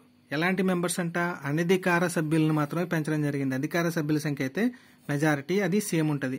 ఓకే, అనధికార సభ్యుల సంఖ్యను మాత్రం పెంచడం జరిగింది according to Indian council act 1892. అదేవిధంగా లెజిస్లేటివ్ కౌన్సిల్ యొక్క విధులను విస్తృతం చేయడం జరిగిందనమాట. విస్తృతం అంటే వీళ్ళకి 2 ఎక్స్ట్రా ఆప్షన్స్ని ఇవ్వడం జరిగింది. అదేంటంటే బడ్జెట్ పై మాట్లాడే అధికారం ఇచ్చారు. అంటే ఎవడైనా బడ్జెట్ ప్రవేశపెట్టినప్పుడు దాని మీద వీళ్ళు మాట్లాడొచ్చు. ఓకే, అదేవిధంగా ప్రభుత్వాన్ని ఉద్దేశించి ప్రశ్నలు వేసే అధికారం కూడా ఇవ్వడం జరిగింది వీళ్ళకి. ఇక్కడ మనకు ఒక డౌట్ వస్తుంది, అసలు బడ్జెట్ ఎప్పుడు ప్రవేశపెట్టారు మన ఇండియాలోని? అసలు ఈ బడ్జెట్ విధానం అనేది బ్రిటిష్ ఇండియాలో 1860వ సంవత్సరంలో ప్రవేశపెట్టడం జరిగింది. ఈ పాయింట్ కూడా ఇంపార్టెంట్. అదేవిధంగా ఎలక్షన్ సిస్టమ్ని ఫస్ట్ టైము ఈ చట్టం ద్వారానే ప్రవేశపెట్టడం జరిగింది. కాకపోతే అక్కడ ఎలక్షన్ అన్న వర్డ్ మాత్రం యూజ్ చేయలేదు. ఓకే, ఈ ఎలక్షన్ సిస్టమ్ కూడా చాలా లిమిటెడ్గా ఇండైరెక్ట్గా ఉంటుంది అనమాట. ఇంకా తెలుగులో చెప్పుకోవాలంటే కేంద్ర మరియు ప్రావిన్షియల్ లెజిస్లేటివ్ కౌన్సిల్లో కొన్ని అనధికార సీట్లను నింపడానికి లిమిటెడ్గా, అది కూడా ఇండైరెక్ట్గా ఈ ఎలక్షన్ సిస్టమ్ అనే దాన్ని వాళ్ళు రూపొందించడం జరిగిందనమాట. కాకపోతే ఎలక్షన్ లేదా ఎన్నిక అన్న వర్డ్ ఎక్కడా యూజ్ చేయలేదు. దానికి బదులు ఏ వర్డ్ యూజ్ చేశారంటే నామినేషన్ అన్న వర్డ్ యూజ్ చేయడం జరిగింది. ఓకే, సో ఇక్కడ జాగ్రత్త గుర్తుపెట్టుకోండి, ఇండియన్ కౌన్సిల్ యాక్ట్ 1892లో ఎక్కడ ఎలక్షన్ అన్న వర్డ్ మాత్రం యూజ్ చేయబడలేదు. కొన్ని అనధికార సీట్లను నింపడానికి లిమిటెడ్ ఇంకా ఇండైరెక్ట్ పద్ధతిలో ఈ ఎలక్షన్ సిస్టమ్ అనే దాన్ని వాళ్ళు ఇంప్లిమెంట్ చేయడం జరిగింది. ఓకే, కానీ వీళ్ళు ఇక్కడ ఎలక్షన్ బదులు ఏ వర్డ్ని యూజ్ చేశారంటే నామినేషన్ అన్న వర్డ్ని యూజ్ చేయడం జరిగింది. నెక్స్ట్ ఇంపార్టెంట్ చట్టం ఏంటంటే భారత కౌన్సిల్స్ చట్టం లేదా ఇండియన్ కౌన్సిల్ యాక్ట్ 1909. ఓకే, దీన్నే మనం మింటో మార్లే సంస్కరణలు అంటాం. ఇక్కడ మింటో అనేది ఒక పర్సన్, మార్లే అనేది ఒక పర్సన్. మింటో ఎవరంటే అప్పుడు మన వైస్రాయ్ లేదా గవర్నర్ జనరల్. ఈ మార్లే అనేవాడు ఎవడంటే secretary of state of India. Okay, అంటే భారత రాజ్య కార్యదర్శి అనమాట. అంటే గవర్నర్ జనరల్ అయిన మింటో, ఈ భారత రాజ్య కార్యదర్శి అని మార్లే ఇద్దరు కలిపి ఈ చట్టాన్ని ప్రవేశపెట్టడం జరిగింది. కాబట్టి దీన్ని ఇండియన్ కౌన్సిల్ యాక్ట్ 1909ని మింటో మార్లే సంస్కరణలను కూడా మనం అంటాం. ఈ చట్టంలో ముఖ్యమైన పాయింట్ ఏంటంటే కేంద్ర ఇంకా ప్రావిన్స్లు. అంటే ప్రావిన్స్లు అంటున్నాను ఇందాక నుంచి. ప్రావిన్స్లు అంటే మనం రాష్ట్రాలను గుర్తుపెట్టుకోవచ్చు. ఓకే, అప్పుడు ఇంకా రాష్ట్రాల విధానం లేదు కాబట్టి మనం అండర్స్టాండింగ్ కోసం ప్రావిన్స్ అనే పదాన్ని రాష్ట్రాలుగా మనం గుర్తుపెట్టుకోవచ్చు. ఓకే, సో కేంద్ర రాష్ట్రాల యొక్క లెజిస్లేటివ్ కౌన్సిల్కి సభ్యుల సంఖ్యని పెంచడం జరిగిందనమాట. సో దీన్ని ఏ విధంగా పెంచారంటే కేంద్రంలో ఉన్న సభ్యుల సంఖ్యని 16 నుంచి 60కి పెంచడం జరిగింది. 16 to 60 పెంచడం జరిగింది. అదేవిధంగా రాష్ట్రాల యొక్క లెజిస్లేటివ్ కౌన్సిల్ సభ్యులనేమో 47కి పెంచడం జరిగింది. నెక్స్ట్ కేంద్ర లెజిస్లేటివ్ కౌన్సిల్లోనేమో అధికార మెజారిటీనే ఉంచేశారు. కాకపోతే ప్రావిన్స్ల యొక్క లెజిస్లేటివ్ కౌన్సిల్లోనేమో అనధికార మెజారిటీ ఉండటం జరిగింది. ఓకే, సో కేంద్రం వస్తేనేమో అధికార, ప్రావిన్స్లో వస్తే కనుక అనధికార. ఈ వర్డ్స్ గుర్తుపెట్టుకోవాల్సి ఉంటుంది. అదేవిధంగా చర్చా సంబంధమైన విధుల్ని పెంచడం జరిగింది. ఓకే, ఇంతకుముందు మనం ఏం చెప్పుకున్నాం, 1892 భారత కౌన్సిల్ చట్టం ప్రకారం లెజిస్లేటివ్ కౌన్సిల్కి 2 విధులు ఇచ్చారు. ఏంటంటే ఫస్ట్ అది బడ్జెట్పై మాట్లాడే అధికారం, ప్రభుత్వాన్ని ఉద్దేశించి ప్రశ్నించే అధికారం. ఓకే, బడ్జెట్ మీద ఏమో మాట్లాడే అధికారం, ప్రభుత్వాన్ని ఉద్దేశించి ప్రశ్నించే అధికారం. సో అటువంటి విధుల్ని ఇక్కడ పెంచడం జరిగిందనమాట. బడ్జెట్ మీద తీర్మానాలు కూడా చేయొచ్చు. ఓకే, 1892 చట్టం ప్రకారం ఓన్లీ మాట్లాడగలరు అంతే. అదే 1909 చట్టం ప్రకారం తీర్మానాలు అంటే రెజల్యూషన్స్ కూడా చేయొచ్చు. అదేవిధంగా 1892 చట్టం ప్రకారం వాళ్ళు ఏంటంటే ప్రభుత్వాన్ని ఉద్దేశించి ప్రశ్నలు వేసే అధికారం ఉంది. అంటే ఏదో ఒక క్వశ్చన్ వేయచ్చు, ప్రభుత్వం ఆన్సర్ చెప్తుంది. ఓకే, ఈ 1909 చట్టం ప్రకారం ఏంటంటే అనుబంధ ప్రశ్నలు కూడా వేయచ్చు. అనుబంధ ప్రశ్నలు అంటే మీరు గవర్నమెంట్ ఒక క్వశ్చన్ అడిగారు, ఆడ ఆన్సర్ చెప్పాడు. ఆన్సర్ చెప్పినప్పుడు ఆడ చెప్పిన ఆన్సర్ని బట్టి ఇంకొక క్వశ్చన్ కూడా వేసే అధికారం వచ్చిందనమాట ఇక్కడ. ఓకే, దాన్ని ఏమంటారంటే అనుబంధ ప్రశ్నలు అంటాం. ఈ అనుబంధ ప్రశ్నని ఇంగ్లీష్లో ఏమంటారంటే సప్లిమెంటరీ క్వశ్చన్స్ అనొచ్చు. ఓకే, సో అదేవిధంగా వైస్రాయ్ ఆర్ గవర్నర్ జనరల్ యొక్క కార్యనిర్వాహక మండలిలో తొలిసారిగా భారతీయులకి సభ్యత్వం ఇవ్వడం జరిగింది. వెంటనే ఎవరికి డౌట్ వచ్చేస్తుంది, మరి ఇందాక ఇచ్చారు కదా భారతీయులకి సభ్యత్వం అనేది, ఇందాక ఏ మండలిలో ఇచ్చారు? శాసన మండలిలో ఇవ్వడం జరిగింది. ఓకే, అంటే లెజిస్లేటివ్ కౌన్సిల్. మరి ఇక్కడ ఏ మండలిలో ఇచ్చారు? కార్యనిర్వాహక మండలిలో ఇచ్చారు, అంటే ఎగ్జిక్యూటివ్ కౌన్సిల్స్. ఓకే, సో ఇక్కడ శాసన మండలి, కార్యనిర్వాహక మండలిని జాగ్రత్తగా చూడండి. ఓకే, సో కార్యనిర్వాహక మండలిలో తొలిసారి భారతీయులకి సభ్యత్వం ఇచ్చింది ఏ చట్టం ద్వారా అంటే ఇండియన్ కౌన్సిల్ యాక్ట్ 1909. మరి శాసన నిర్మాణ ప్రక్రియలో తొలిసారి భారతీయులకు సభ్యత్వం ఇచ్చింది ఎప్పుడంటే 1861 చట్టం ద్వారా. ఓకే, ఈ డిఫరెన్స్ అనేది మైండ్లో పెట్టుకోవాలి. ఇలాంటి విషయాల్లోనే ఎక్కువ కన్ఫ్యూజ్ అవుతూ ఉంటాం. సో ఆ రకంగా వైస్రాయ్ యొక్క కార్యనిర్వాహక మండలిలో చేరిన తొలి భారతీయుడు ఎవడంటే సత్యేంద్ర ప్రసాద్ సిన్హా. ఈయన లా మెంబర్గా జాయిన్ అవ్వడం జరిగింది. ఓకే, సో ఇప్పుడు దాకా మన వాళ్ళని ఎలా కూల్ చేస్తున్నారో చూసాం. ఇప్పటి నుంచి డివైడ్ చేయడం ఎలా చేస్తున్నారో చూద్దాం. సో ఇది ఏ రకంగా జరిగిందంటే ముస్లింలకి మతపరమైన ప్రాతినిధ్యం ఇవ్వడం ద్వారా. ఓకే, సో అంటే ఇక్కడ ముస్లిం మెంబర్స్ని ముస్లిం ఓటర్లు మాత్రమే ఎన్నుకోగలరు అనమాట. హిందువులకి ముస్లింలకి రిలేషన్ ఏమి ఉండదు ఇంకా. సో ఈ రకంగా ఈ ఇండియన్ కౌన్సిల్ యాక్ట్ 1909 ఏం చేసిందంటే మతతత్వానికి చట్టబద్ధత అనేది కల్పించడం జరిగింది. ఓకే, నెక్స్ట్ ఈ చట్టాన్ని రూపొందించినప్పుడు మన వైస్రాయ్ ఎవడంటే గవర్నర్ జనరల్ ఎవడంటే మింటో, లార్డ్ మింటో. అందుకని మింటోని ఏమంటామంటే మత నియోజక గణాల పితామహుడు, అంటే ఫాదర్ ఆఫ్ కమ్యూనల్ ఎలక్టరేట్ అంటాం. Okay, so father of communal electorate లేదా మత నియోజక గణాల పితామహుడు ఎవడంటే మింటో. ఈ ముస్లింలకు మతపరమైన ప్రాతినిధ్యం కల్పించిన తొలి చట్టం ఏదంటే కనుక ఇండియన్ కౌన్సిల్ యాక్ట్ 1909 లేదంటే మింటో మార్లే సంస్కరణలు. నెక్స్ట్ ఈ ముస్లింలకు మతపరమైన ప్రాతినిధ్యంతో పాటుగా కొన్ని సెక్టార్ పీపుల్కి ప్రత్యేక ప్రాతినిధ్యాన్ని కూడా కల్పించడం జరిగింది. వాళ్ళు ఎవరంటే ప్రెసిడెన్సీ కార్పొరేషన్లు, ఛాంబర్ ఆఫ్ కామర్స్, విశ్వవిద్యాలయాలకు, ఇంకా జమీందారులకు, వీళ్ళందరికీ కూడా ప్రత్యేక ప్రాతినిధ్యం అంటే సెపరేట్ రిప్రజెంటేషన్ ని కల్పించడం జరిగింది according to Indian council act 1909. దీని తర్వాత చట్టం ఏంటంటే భారత ప్రభుత్వ చట్టం లేదా గవర్నమెంట్ ఆఫ్ ఇండియా యాక్ట్ 1919.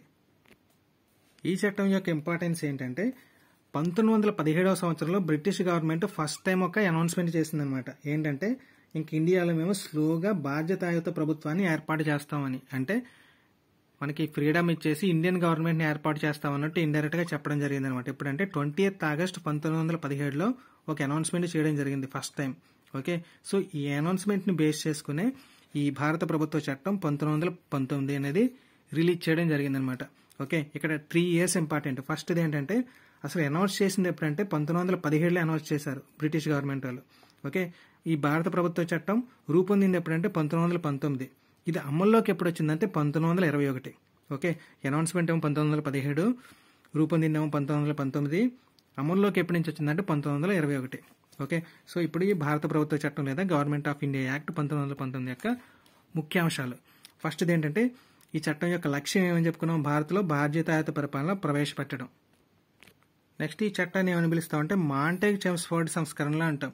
ఇక్కడ కూడా సేమ్ ఇందాకట్లానే మాంటేగ్ అనేవాడు ఎవడంటే అప్పుడే సెక్రటరీ ఆఫ్ స్టేట్, అంటే భారత రాజ్య కార్యదర్శిగా పనిచేసేవాడు. ఈ చెమ్స్ఫోర్డ్ ఏంటంటే అప్పుడు వైస్రాయ్ అనమాట. సో వీళ్ళిద్దరి పేర్ల మీద ఏమని వచ్చిందంటే మాంటేగ్ చెమ్స్ఫోర్డ్ సంస్కరణలు అంటాం 1919 చట్టానికి. అదే మింటో మార్లే సంస్కరణలు అంటే ఏమిటంటే 1909 చట్టం అనమాట. ఓకే, ఈ డిఫరెన్స్ కూడా మనం గుర్తుపెట్టుకోవాల్సి ఉంటుంది. సో ఈ చట్టం ద్వారా ఏమైందంటే ప్రావిన్సులపై కేంద్రం యొక్క ఆధిపత్యాన్ని తగ్గించడం జరిగింది.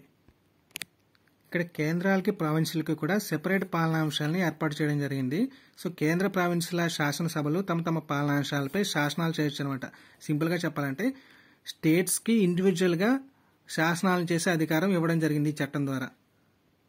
కాకపోతే ఓవరాల్గా గవర్నమెంట్ అనేది మాత్రం ఏకకేంద్ర గవర్నమెంట్గానే కంటిన్యూ అవ్వడం జరిగింది. ఓకే, సో కేంద్రీకృతం ఏకకేంద్రం అనమాట ప్రభుత్వ వ్యవస్థ అనేది. నెక్స్ట్ ఈ ప్రావిన్సుల పాలనాంశాన్ని 2 రకాలుగా విభజించడం జరిగింది. సో దీన్నే మనం ఏమనొచ్చు అంటే ద్వంద్వ ప్రభుత్వాలు అనొచ్చు, లేదంటే డయార్చీ అనొచ్చు. Okay, dyarchy sorry. సో ఈ డయార్కీ లేదా ద్వంద్వ ప్రభుత్వాలు అంటే ఏంటంటే ప్రావిన్సుల పాలనాంశాన్ని 2 రకాలుగా విభజించారు. ఫస్ట్ది ఏంటంటే రిజర్వ్డ్ జాబితా, నెక్స్ట్ ట్రాన్స్ఫర్డ్. ఈ రిజర్వ్డ్ జాబితాలో ఏంటంటే ఇంపార్టెన్స్ ఉన్న అంశాలు ఉంటాయి అన్నమాట. అంటే ప్రాముఖ్యం కలిగిన అంశాలు ఉంటాయి. అరౌండ్ 28 అంశాలు ఉంటాయి ఈ రిజర్వ్డ్ జాబితాలో.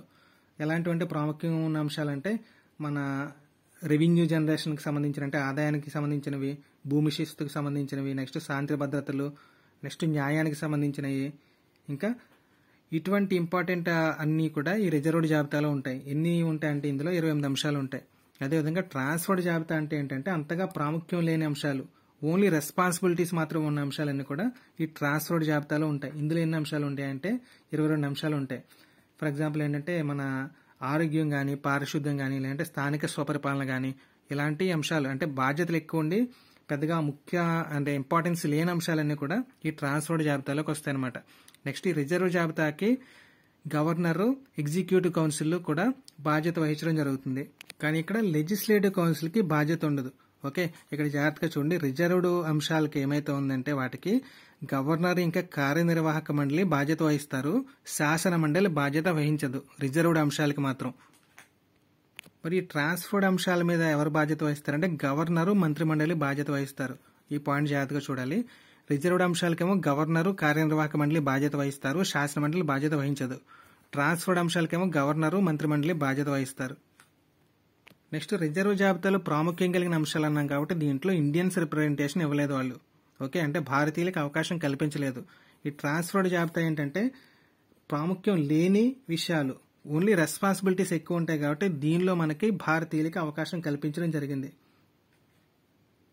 అదేవిధంగా ఈ గవర్నమెంట్ ఆఫ్ ఇండియా యాక్ట్ 1919 ద్వారా తొలిసారిగా దేశంలో ద్విసభా పద్ధతిని ఇంప్లిమెంట్ చేయడం జరిగిందనమాట. అంటే లెజిస్లేటివ్ కౌన్సిల్లో 2 రకాల సభలు ఉంటాయి. వాటిని ఏమంటామంటే ఎగువ సభ, దిగువ సభ. ఎగువ సభనేమో కౌన్సిల్ ఆఫ్ స్టేట్ అంటాము, దిగువ సభనేమో లెజిస్లేటివ్ అసెంబ్లీ అంటాం. ఈ 2 సభలని కూడా తొలిసారిగా ఈ 1919 భారత ప్రభుత్వ చట్టం ద్వారా వాళ్ళు రూపొందించడం జరిగింది. నెక్స్ట్ ప్రత్యక్ష ఎన్నికలను కూడా ఈ చట్టం ద్వారానే ఫస్ట్ టైం ఇంప్లిమెంట్ చేయడం జరిగిందనమాట. ఇక్కడ ప్రత్యక్ష ఎన్నికలు అంటే ఈ పై 2 సభల్లోని మెజారిటీ సభ్యులందరూ కూడా ఈ ప్రత్యక్ష ఎన్నికల ద్వారానే ఎన్నుకోబడతారు. నెక్స్ట్ అదేవిధంగా ఈ వైస్రాయ్ యొక్క కార్యనిర్వాహక మండలిలో 3 సభ్యులను భారతీయులకి అవకాశం ఇవ్వడం జరిగింది. ఓకే, అంటే టోటల్ ఎంతమంది ఉంటారంటే 6 మెంబర్స్ ఉంటారు ఈ కార్యనిర్వాహక మండలిలో. వాళ్ళలో 3 మెంబర్స్ని మన ఇండియన్స్ని మనం అపాయింట్ చేసుకోవచ్చు. కాకపోతే కమాండర్ ఇన్ చీఫ్ తప్ప, అంటే కమాండర్ ఇన్ చీఫ్ హోదా మాత్రం ఇండియన్స్కి ఇవ్వరు. రిమైనింగ్ ఇంకెన్ని పొజిషన్స్ ఉంటాయి, 5 పొజిషన్స్ ఉంటాయి కదా, ఈ 5 మెంబర్స్లోనూ 3 మెంబర్స్ మన ఇండియన్స్ ఉండొచ్చు. అదేవిధంగా కమ్యూనల్ రిప్రజెంటేషన్ని పెంచడం జరిగింది, మత ప్రాతినిధ్యాన్ని పెంచడం జరిగింది. ఇంతకు ముందు చట్టంలో 1909వ చట్టంలో ఏంటంటే ముస్లింలకి మత ప్రాతినిధ్యం కల్పించడం జరిగింది. ఈ 1919వ చట్టంలో ఏంటంటే ముస్లింలతో పాటుగా సిక్కులకి, క్రిస్టియన్స్కి, ఆంగ్లో ఇండియన్స్కి, యూరోపియన్స్కి వీళ్ళందరికీ కూడా కమ్యూనల్ రిప్రజెంటేషన్ లేదా మత ప్రాతినిధ్యాన్ని పెంచడం జరిగింది. అదేవిధంగా మన ఇండియన్స్కి పరిమితమైన ఓటు హక్కును కూడా వీళ్ళు కల్పించడం జరిగింది. ఈ ఓటు హక్కుని కూడా ఏ బేసిస్ మీద ఇచ్చారంటే వాళ్ళు ఆస్తి, పన్ను చెల్లింపు, విద్య అనే బేసిస్ మీద ఈ ఓటు హక్కుని లిమిటెడ్గా ఇవ్వడం జరిగింది. నెక్స్ట్ అదేవిధంగా ఈ భారత రాజ్య కార్యదర్శికి వర్క్ ప్రెజర్ ఎక్కువైపోతుంది అనుకుని ఈ లండన్లో ఒక పదవిని క్రియేట్ చేశారనమాట. హై కమిషనర్ ఫర్ ఇండియా అని, లేదంటే భారత హై కమిషనర్ అని ఒక పదవిని క్రియేట్ చేసి ఈ భారత రాజ్య కార్యదర్శికి వాడికి కేటాయించిన విధుల్లో కొన్ని విధుల్ని ఈ హై కమిషనర్ ఫర్ ఇండియాకి బదిలీ చేయడం జరిగింది. అదేవిధంగా ఈ 1919 చట్టం ద్వారా పబ్లిక్ సర్వీస్ కమిషన్లకి ఫస్ట్ టైం అనుమతి లభించడం జరిగిందనమాట. సో ఈ రకంగా ఫస్ట్ కేంద్ర పబ్లిక్ సర్వీస్ కమిషన్ ఎప్పుడు ఏర్పాటైందంటే 1926లో ఏర్పాటైంది. అసలు ఈ కమిషన్ ఏర్పాటు చేయడానికి ముందు ఈ చట్టం ద్వారా ఒక కమిటీని నియమించడం జరిగిందనమాట. దాన్ని ఏమంటే లీ కమిషన్ అంటాం. ఇంకా చెప్పాలంటే Lee commission of superior civil services in India అంటాం. ఈ కమిటీ ఏం చేసిందంటే 1923 నుంచి 24 వరకు కూడా మొత్తం అంతా పరిశీలించి ఒక రికమెండేషన్స్తో ఒక నివేదికని ఇవ్వడం జరిగింది. ఆ లీ కమిషన్ నివేదిక ఆధారంగా ఈ కేంద్ర పబ్లిక్ సర్వీస్ కమిషన్ యొక్క ఏర్పాటు అనేది జరిగింది. ఈ ఎప్పుడు ఏర్పాటు చేశారంటే 1926. ఏ చట్టం ద్వారా అంటే 1919 భారత ప్రభుత్వ చట్టం ద్వారా. ఓకే, అదేవిధంగా ప్రొవిన్షియల్ బడ్జెట్లను కేంద్ర బడ్జెట్ నుంచి వేరు చేయడం జరిగింది. సింపుల్గా చెప్పాలంటే రాష్ట్రాల బడ్జెట్ని కేంద్ర బడ్జెట్ నుంచి వేరు చేయడం జరిగింది. అదేవిధంగా ఈ ప్రొవిన్షియల్ స్టేట్స్కి తమ బడ్జెట్ని తామే రూపొందించుకునే అధికారం ఇచ్చారన్నమాట. ఈ ప్రొవిన్షియల్ యొక్క శాసనసభలకి వాళ్ళ బడ్జెట్ని వాళ్లే రూపొందించుకునే అధికారం ఇవ్వడం జరిగింది. ఈ చట్టం మొదట్లోనే ఒక విషయం చెప్పుకున్నాం. అసలు ఈ చట్టాన్ని ఎందుకు రూపొందించారంటే భారత్లో బాధ్యతాయుత ప్రభుత్వాన్ని రూపొందించడానికి హెల్ప్ చేయడానికి 1919 చట్టాన్ని మేము ఏమంటారు దాన్ని ఇంట్రడ్యూస్ చేస్తున్నామని చెప్పడం జరిగింది. ఓకే, సో దానితో పాటుగా ఒక కండిషన్ చెప్పారనమాట. వాళ్ళ కండిషన్ ఏంటంటే ఓకే, ఈ చట్టం ఎలా పనిచేస్తుందో మేము ఒక 10 సంవత్సరాల తర్వాత ఒక చట్టబద్ధమైన కమిటీని ఏర్పాటు చేస్తాము. ఆ కమిటీ ఏం చేస్తుందంటే ఈ చట్టం యొక్క పనితీరుని పరిశీలించి మాకు నివేదికను అందిస్తుంది. ఆ నివేదికని బేస్ చేసుకుని మేము నెక్స్ట్ చట్టాన్ని చేస్తామని. ఓకే, సో ఇక్కడ అర్థమవుతుంది కదా, మన ఇండియాలో పరిపాలన బాగుండాలని చెప్పి 1919 చట్టాన్ని రూపొందించారు. ఆ చట్టం ఎలా పనిచేస్తుందో చూడటానికి ఏం చేస్తారంటే ఆ చట్టం ఇనిషియేట్ చేయబడిన 10 సంవత్సరాల తర్వాత ఒక కమిటీని రూపొందించి ఆ కమిటీ యొక్క నివేదికను బేస్ చేసుకుని అంటే రివ్యూని బేస్ చేసుకుని ఇంప్లిమెంటేషన్ చేసి కొత్త చట్టాన్ని రూపొందిస్తారనమాట. సో ఈ ప్రాసెస్ వల్ల ఏమవుతుందంటే మన ఇండియాలో గవర్నెన్స్ ఇంకా ఈజీ అవుతుంది, మనకు కూడా అడ్వాంటేజెస్ ఉంటుంది, జనరల్గా ఉండాలి. ఓకే, సో ఇక్కడ వరకు బాగానే ఉంది. నెక్స్ట్ చట్టబద్ధమైన కమిటీ ఎప్పుడు అన్నారు? 10 సంవత్సరాల తర్వాత అన్నారు వాళ్ళు. 10 సంవత్సరాలు అంటే 1919కి 10 సంవత్సరాలు అంటే 1929. ఓకే, కాకపోతే నిర్ణీత కాలానికన్నా 2 సంవత్సరాల ముందు అంటే 1929లో కాకుండా 1927లోనే వాళ్ళు ఒక కమిటీని వేయడం జరిగిందనమాట. ఈ కమిటీలో మొత్తం టోటల్ 7 మెంబర్స్ ఉంటారు. ఈ కమిటీకి హెడ్ ఎవడంటే సర్ జాన్ సైమన్ అనే ఆయన. ఓకే, అందుకని ఈ కమిటీని ఏమంటామంటే సైమన్ కమిషన్ అంటాం. ఓకే, సో ఈ సైమన్ కమిషన్ ఎప్పుడు ఏర్పాటు చేయబడిందంటే 1927. అంతా బాగానే ఉంది. కాకపోతే ఇది మన భారతీయుల కోసం వేసిన కమిషన్ అయ్యుండి దీంట్లో ఒక్కడు కూడా ఇండియన్ అనేవాడు లేడు, అందరూ ఆంగ్లేయులు. ఈ 7 మెంబర్స్ కూడా ఆంగ్లేయులు అనమాట. అక్కడ మన వాళ్ళకి కోపం వచ్చింది. సో ఇండియాలోని పార్టీలన్నీ కూడా ఈ కమిషన్ ని బహిష్కరించడం జరిగింది. ఈ కమిషన్ ఫస్ట్ టైం 1928లో ఇండియాలో ఎంటర్ అయింది. ఎక్కడ ఎంటర్ అయిందంటే ఫస్ట్ బొంబాయిలో ఎంటర్ అయింది 3 ఫిబ్రవరి 1928లో.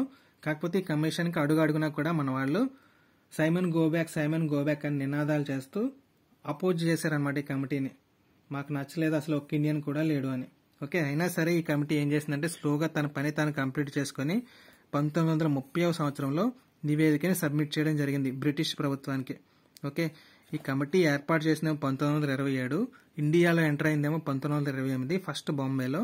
అదేవిధంగా నివేదికని ఎప్పుడు సబ్మిట్ చేసిందంటే 1930వ సంవత్సరంలో సబ్మిట్ చేయడం జరిగింది. ఈ నివేదికలోని ముఖ్యాంశాలు ఏంటంటే భారత్లో సమాఖ్య తరహా ప్రభుత్వాన్ని ఏర్పాటు చేయమని రికమెండ్ చేయడం జరిగింది. అంటే ఈ బ్రిటిష్ ఇండియా ప్రిన్స్లీ స్టేట్స్తో కలిపి సమాఖ్య తరహా ప్రభుత్వాన్ని ఏర్పాటు చేయమని సజెస్ట్ చేయడం జరిగిందనమాట.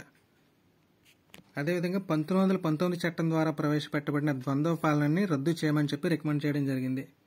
దీంతో పాటుగా మన పరిపాలనలో ఇండియన్స్కి ఎక్కువ రిప్రజెంటేషన్ కల్పించండి, సో దట్ వాళ్ళకి కొంచెం కోపం తగ్గుతుందని కూడా సజెస్ట్ చేయడం జరిగింది. అదేవిధంగా ప్రావిన్సుల్లో బాధ్యతాయుత ప్రభుత్వం యొక్క పొడిగింపును కూడా సజెస్ట్ చేయడం జరిగింది సైమన్ కమిషన్ అనే కమిషన్.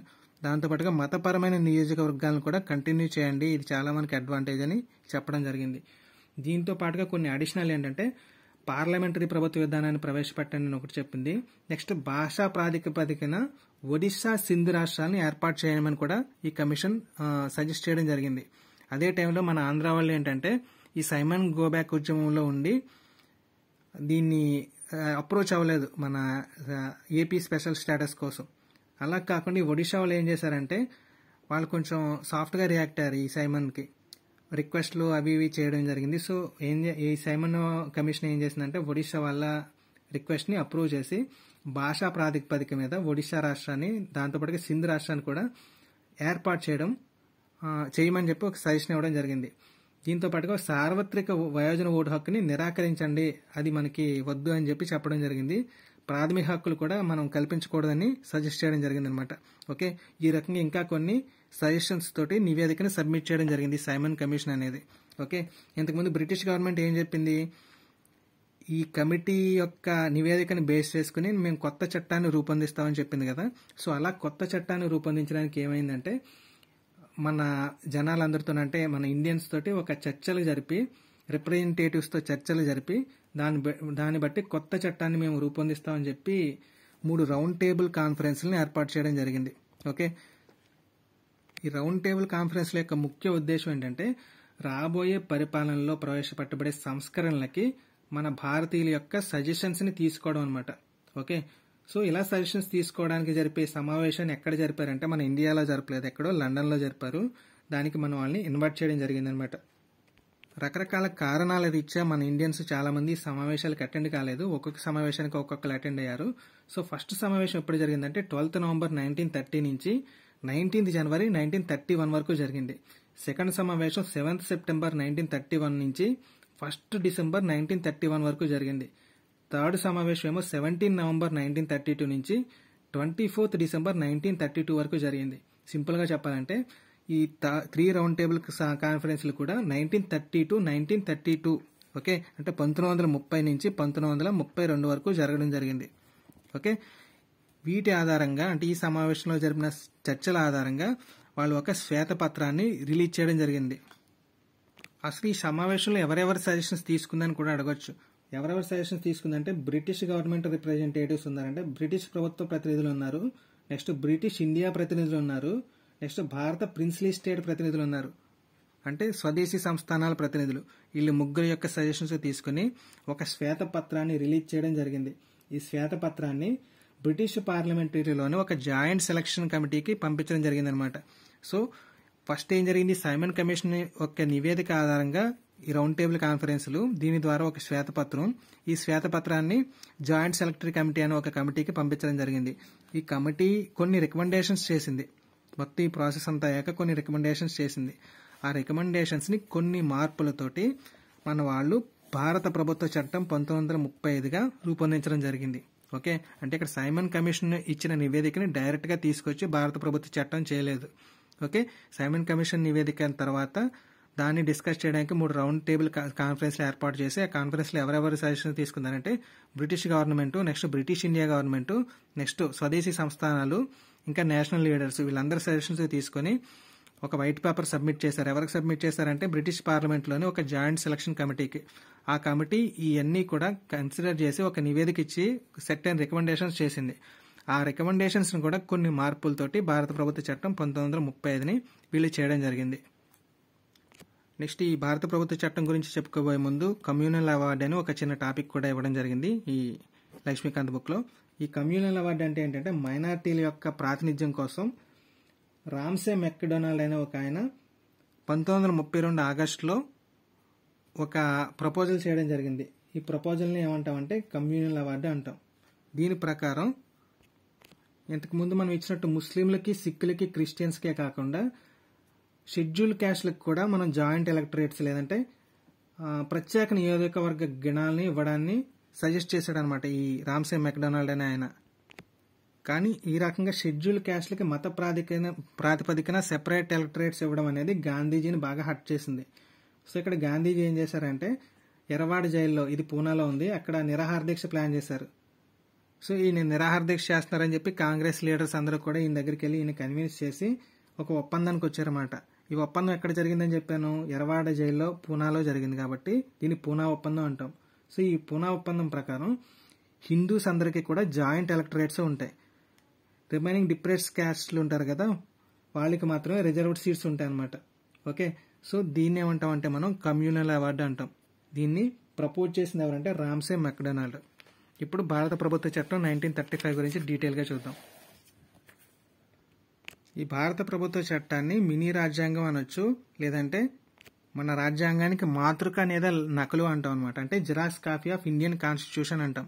ఎందుకంటే మన ఇండియన్ కాన్స్టిట్యూషన్ యొక్క 70% పార్ట్ని ఈ భారత ప్రభుత్వ చట్టం 1935 నుంచే గ్రహించడం జరిగింది. ఓకే, సో ఈ చట్టంలో ఏంటంటే 321 సెక్షన్లు, 10 షెడ్యూళ్ళు ఉంటాయి. ఈ చట్టం యొక్క ఇంపార్టెన్స్ ఏంటంటే బ్రిటిష్ ప్రభుత్వం మన ఇండియాలో రూల్ చేయడానికి ప్రవేశపెట్టిన చట్టాలన్నింటిలోకి కూడా అత్యంత డీటెయిల్డ్ చట్టం అనమాట ఇది. అలాగే బ్రిటిష్ గవర్నమెంట్ ఇప్పటి వరకు రూపొందించిన చట్టాలన్నింటిలో కూడా ఆమోదించబడిన అతిపెద్ద చట్టం అనమాట ఈ భారత ప్రభుత్వ చట్టం 1935. ఇన్ని ఇంపార్టెన్సెస్ ఉన్నాయి కాబట్టి ఇది చాలా ఇంపార్టెంట్ చట్టం అంటారు. ఓకే, ఈ చట్టం యొక్క లక్ష్యం ఏంటంటే భారత్లో బాధ్యతాయుతమైన పరిపాలన ప్రవేశపెట్టడము ఈ చట్టం యొక్క లక్ష్యం అని చెప్పి బ్రిటిష్ గవర్నమెంట్ మెన్షన్ చేయడం జరిగింది. ఈ చట్టం యొక్క ముఖ్య లక్ష్యం ఏంటంటే ఇది సమాఖ్య విధానాన్ని ఏర్పాటు చేయడం జరిగింది. ఈ సమాఖ్య విధానంలో యూనిట్స్గా ఏమేమి తీసుకుందంటే ప్రావిన్సులు, నెక్స్ట్ ప్రిన్స్లీ స్టేట్ను తీసుకోవడం జరిగింది. ఇక్కడ ప్రావిన్సులు అంటే రాష్ట్రాలని ఇంతకుముందే చెప్పుకున్నాము. ప్రిన్స్లీ స్టేట్లు అంటే స్వదేశీ సంస్థానాలు అనమాట. అంటే బరోడా, హైదరాబాదు, జమ్మూ అండ్ కాశ్మీర్, మైసూర్, గ్వాలియర్ ఇలాంటివన్నీ కూడా స్వదేశీ సంస్థానాలు. సో ఈ సమాఖ్య విధానంలో ప్రావిన్సుల్ని, స్వదేశీ సంస్థానాలని కూడా యూనిట్స్గా తీసుకోవడం జరిగింది. సో అదేవిధంగా కేంద్రానికి ఈ యూనిట్స్కి కూడా అధికార విభజన అనేది డివైడ్ చేయడం జరిగింది అనమాట. అధికారాలను విభజించడం జరిగింది. సో ఈ అధికార విభజన అనేది మొత్తం 3 జాబితాల ప్రకారం జరిగింది. ఫస్ట్ జాబితా ఏమో ఫెడరల్ జాబితా అంటాం, సెకండ్ ప్రొవిన్షియల్ జాబితా, నెక్స్ట్ ఉమ్మడి జాబితా. ఫెడరల్ జాబితా ఏంటంటే కేంద్రానికి మాత్రం అధికారం ఉంటుంది. దీంట్లో ఎన్ని అంశాలు ఉన్నాయంటే మొత్తం 59 అంశాలు ఉన్నాయి. నెక్స్ట్ ప్రొవిన్షియల్ జాబితాలు ఏంటంటే ప్రావిన్సులకి అధికారం ఉంటుంది. దీంట్లో 54 అంశాలు ఉన్నాయి. ఉమ్మడి జాబితాలు ఏంటంటే ఫెడరల్ జాబితాలో ఉన్న అంశాలు, ప్రొవిన్షియల్ జాబితాలో ఉన్న అంశాలు కాకుండా కొన్ని అంశాలు జాయింట్ అనమాట. అంటే కేంద్రానికి, ప్రావిన్సులకి కూడా అధికారం ఉంటుంది, ఈక్వల్ అధికారం ఉంటుంది. అటువంటి ఎన్ని అంశాలు ఉన్నాయంటే మొత్తం 36 అంశాలు. ఓకే, సో ఇక్కడ ఉమ్మడి జాబితా అంటేనేమో రెండింటికి కామన్గా ఉన్న అంశాలు, ఫెడరల్ జాబితా అంటే ఏమో ఓన్లీ కేంద్రానికి ఉన్న అంశాలు, ప్రొవిన్షియల్ జాబితా అంటే ఓన్లీ ప్రావిన్సులకు ఉన్న అంశాలు అనమాట. ఇవి కాకుండా కొన్ని మిగిలిపోయిన అంశాలు ఉంటాయి, రెసిడ్యూరీ పవర్స్ అంటాం వాటిని, అవశిష్ట అధికారాలు. సో ఇటువంటి అధికారాల మీద ఎవరికి కంట్రోల్ ఉంటుందంటే వైస్రాయ్కి. ఓకే, సో అవశిష్ట అధికారాలు లేదా రెసిడ్యూరీ పవర్స్ అంటే మిగిలిపోయిన ఈ 3 అంశాల్లోని చేర్చగా మిగిలిపోయిన అంశాలు ఏవైతే ఉన్నాయో వాటిని ఏమంటాం అంటే అవశిష్ట అంశాలు అంటాం. అంటే ఇంకా ఏమైనా కొత్తగా యాడ్ చేసే అంశాలు కానీ, లేదంటే 3 జాబితాల్లోని లేని అంశాలు కానీ వీటి మీద అధికారం ఎవరికి ఉంటుందంటే వైస్రాయ్కి ఉంటుంది. కాకపోతే ఇంత డీటెయిల్గా డివైడ్ చేశారు కానీ ఇది అమల్లోకి రాలేదు. ఎందుకు రాలేదంటే ప్రిన్స్లీ స్టేట్స్ లేదంటే ఇంతకుముందు నేను మెన్షన్ చేసిన స్వదేశీ సంస్థానాలు వీటిలో చేరడానికి ఇష్టపడలేదు కాబట్టి ఈ ప్రాసెస్ అమల్లోకి రాలేదు. అదేవిధంగా ఇక్కడ ప్రావిన్సుల్లో ద్వంద్వ పాలన అనేది రద్దు చేయడం జరిగింది. అంటే ఇక్కడ సింపుల్గా చెప్పాలంటే రాష్ట్రాలకి స్వయం పాలనాధికారం అనమాట, స్వతంత్ర పరిపత్తి అనేది ఇవ్వడం జరిగింది. సో ఇక్కడ బాధ్యతాయుత ప్రభుత్వాన్ని ఏర్పాటు చేయడం జరిగిందనమాట. ఓకే, అంటే ఇక్కడ ప్రావిన్సులకు సంబంధించిన మినిస్టర్ సలహాలపై గవర్నర్ విధులను నిర్వహించాలి. ఓకే, అంటే గవర్నర్కి ఈ ప్రావిన్స్కి సంబంధించిన మినిస్టర్లు సజెషన్స్ ఇచ్చే అధికారం ఇక్కడ ఇవ్వడం జరిగింది. నెక్స్ట్ ఇక్కడ ప్రావిన్స్లో రద్దు చేసిన ఈ ద్వంద్వ పాలన తీసుకెళ్లి కేంద్రంలో పెట్టడం జరిగింది. ఓకే, ఈ డియాట్కి అనేది ప్రావిన్స్లో రద్దు చేయడం జరిగింది.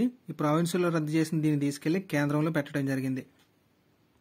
సో ఇక్కడ కేంద్రంలో ద్వంద్వ పాలన ఏర్పాటు ఏం చేశారంటే ఇక్కడ ఫెడరల్ అంశాలు ఉంటాయి కదా, ఈ ఫెడరల్ అంశాలని 2 పార్ట్స్గా డివైడ్ చేయడం జరిగింది. ఫెడరల్ అంశాలని రిజర్వ్డ్ అంశాలు, ట్రాన్స్ఫర్డ్ అంశాలుగా డివైడ్ చేయడం జరిగింది. రిజర్వ్డ్ అంశాలనేమో బ్రిటిష్ గవర్నర్ జనరల్కి ఇచ్చారు, ట్రాన్స్ఫర్డ్ అంశాలనేమో భారతీయ మంత్రులకి ఇచ్చారు. సో ఆబ్వియస్గా రిజర్వ్డ్ అంశాలంటే ఇంపార్టెంట్ అన్నీ కూడా ఉంటాయి, ట్రాన్స్ఫర్డ్ అంశాల్లో బాధ్యతలు ఎక్కువ ఉంటాయి కాబట్టి మన ఇండియన్ మినిస్టర్స్కి ఇవ్వడం జరిగింది. అప్పటిదాకా ఉన్న 11 ప్రావిన్సుల్లో 6 ప్రావిన్సుల్లో దివసభా విధానాన్ని లేదంటే బైకామరలిజాన్ని వాళ్ళు ఇంప్లిమెంట్ చేయడం జరిగిందనమాట. సో మొత్తం ఎన్ని ప్రావిన్సెస్ ఉండేవి అంటే అప్పుడు 11 ప్రావిన్సెస్ ఉండేవి. ఈ 11 ప్రావిన్సెస్లోనూ కూడా 6 ప్రావిన్సెస్లో ఈ ద్విసభా విధానాన్ని లేదంటే బైకామరలిజాన్ని వాళ్ళు ఇంప్లిమెంట్ చేయడం జరిగింది. ఆ 6 ప్రావిన్సెస్ ఏంటంటే బెంగాల్ ఒకటి, బాంబే ఒకటి, మద్రాస్, బీహార్, అస్సాం, ఇంకా యునైటెడ్ ప్రావిన్సెస్. ఈ 6 ప్రావిన్సెస్లోనూ కూడా ద్విసభా విధానాన్ని అనేది ప్రొవైడ్ చేయడం జరిగింది. ఓకే, సో ఈ ద్విసభా విధానం అంటే 2 సభలు ఉంటాయి, legislative council, legislative assembly. Legislative council ఏమంటారంటే ఎగువ సభ అంటాము, లెజిస్లేటివ్ అసెంబ్లీనేమో దిగువ సభ అంటాం. కానీ వీటిలో కూడా చాలా లిమిటేషన్స్ కూడా పెట్టడం జరిగింది. నెక్స్ట్ కమ్యూనల్ రిప్రజెంటేషన్, దీన్ని ప్రాతినిధ్య సూత్రం అని కూడా అంటాము. ఈ కమ్యూనల్ రిప్రజెంటేషన్ని ఇంకా పొడిగించడం జరిగిందనమాట. అంటే అప్పుడు దాకా ఉన్న కమ్యూనల్ కేటగిరీస్తో పాటుగా కొత్తగా బడుగు కులాలకు లేదంటే షెడ్యూల్ కులాలకు, స్త్రీలకు, కార్మికులకు కూడా ఈ కమ్యూనల్ రిప్రజెంటేషన్ని వాళ్ళు ఎక్స్టెండ్ చేయడం జరిగింది. దీంతో పాటుగా 1858 చట్టం ద్వారా ఏర్పాటు చేసిన కౌన్సిల్ ఆఫ్ ఇండియాని రద్దు చేయడం జరిగింది. ఓకే, ఈ కౌన్సిల్ ఆఫ్ ఇండియాని రద్దు చేసి భారత రాజ్య కార్యదర్శికి సలహాలు ఇచ్చే ఒక బృందాన్ని ఏర్పాటు చేయడం జరిగింది. అంటే భారత రాజ్య కార్యదర్శికి టీమ్ ఆఫ్ అడ్వైజర్స్ ని ఏర్పాటు చేయడం జరిగింది institute of council of India. అదేవిధంగా భారత జనాభాలో 10% మందికి ఓటు హక్కుని కల్పించడం జరిగింది ఈ చట్టం ద్వారా. అలాగే రిజర్వ్ బ్యాంక్ ఆఫ్ ఇండియా లేదంటే ఆర్బీఐని కూడా ఈ చట్టం ద్వారానే ఎస్టాబ్లిష్ చేయడం జరిగింది. దీంతో పాటుగా ఫెడరల్ పబ్లిక్ సర్వీస్ కమిషన్, ఇంకా provincial public service commission, joint public service commission కూడా ఎస్టాబ్లిష్ చేయమని చెప్పి ఈ చట్టంలో మెన్షన్ చేయడం జరిగింది. నెక్స్ట్ ఈ చట్టం ద్వారా సమాఖ్య ప్రభుత్వాన్ని ఏర్పాటు చేశారని చెప్పుకున్నాం. ఇక్కడ సమాఖ్య ప్రభుత్వం అంటే కేంద్ర ప్రభుత్వం ఉంటుంది, రాష్ట్ర ప్రభుత్వం ఉంటుంది. సో ఆబ్వియస్గా కేంద్ర ప్రభుత్వానికి రాష్ట్ర ప్రభుత్వానికి గొడవలు రావచ్చు, అదేవిధంగా రాష్ట్ర ప్రభుత్వాలకి అంటే 2 రాష్ట్రాల మధ్య గొడవలు రావచ్చు. సో ఈ గొడవలన్నింటినీ సాల్వ్ చేయడానికి ఫెడరల్ కోర్ట్ అనే దాన్ని ఏర్పాటు చేయడం జరిగింది. సో ఈ ఫెడరల్ కోర్టు యొక్క ముఖ్యమైన విధి ఏంటంటే కేంద్రానికి రాష్ట్రాలకు, ఇంకా రాష్ట్రాలకు మధ్య తలెత్తే వివాదాలని పరిష్కరించడం అనమాట. సో ఈ రకంగా ఏర్పాటైన ఫెడరల్ కోర్టు యొక్క ఫస్ట్ న్యాయమూర్తి ఎవరంటే మారిస్ గేయర్. ఈ 1935 భారత ప్రభుత్వ చట్టాన్ని 1937వ సంవత్సరంలో ఇంప్లిమెంట్ చేయడం జరిగింది. సో ఇంప్లిమెంట్ చేసిన తర్వాత అంటే 1937లో కేంద్ర ఇంకా రాష్ట్ర శాసనసభలకు ఎలక్షన్స్ కూడా కండక్ట్ చేయడం జరిగింది. దీని తర్వాత రకరకాల పరిస్థితుల మధ్య 1947వ సంవత్సరంలో ఈ భారత ప్రభుత్వ చట్టం లేదా ఇండియన్ ఇండిపెండెంట్ యాక్ట్స్ ని అనౌన్స్ చేయడం జరిగింది.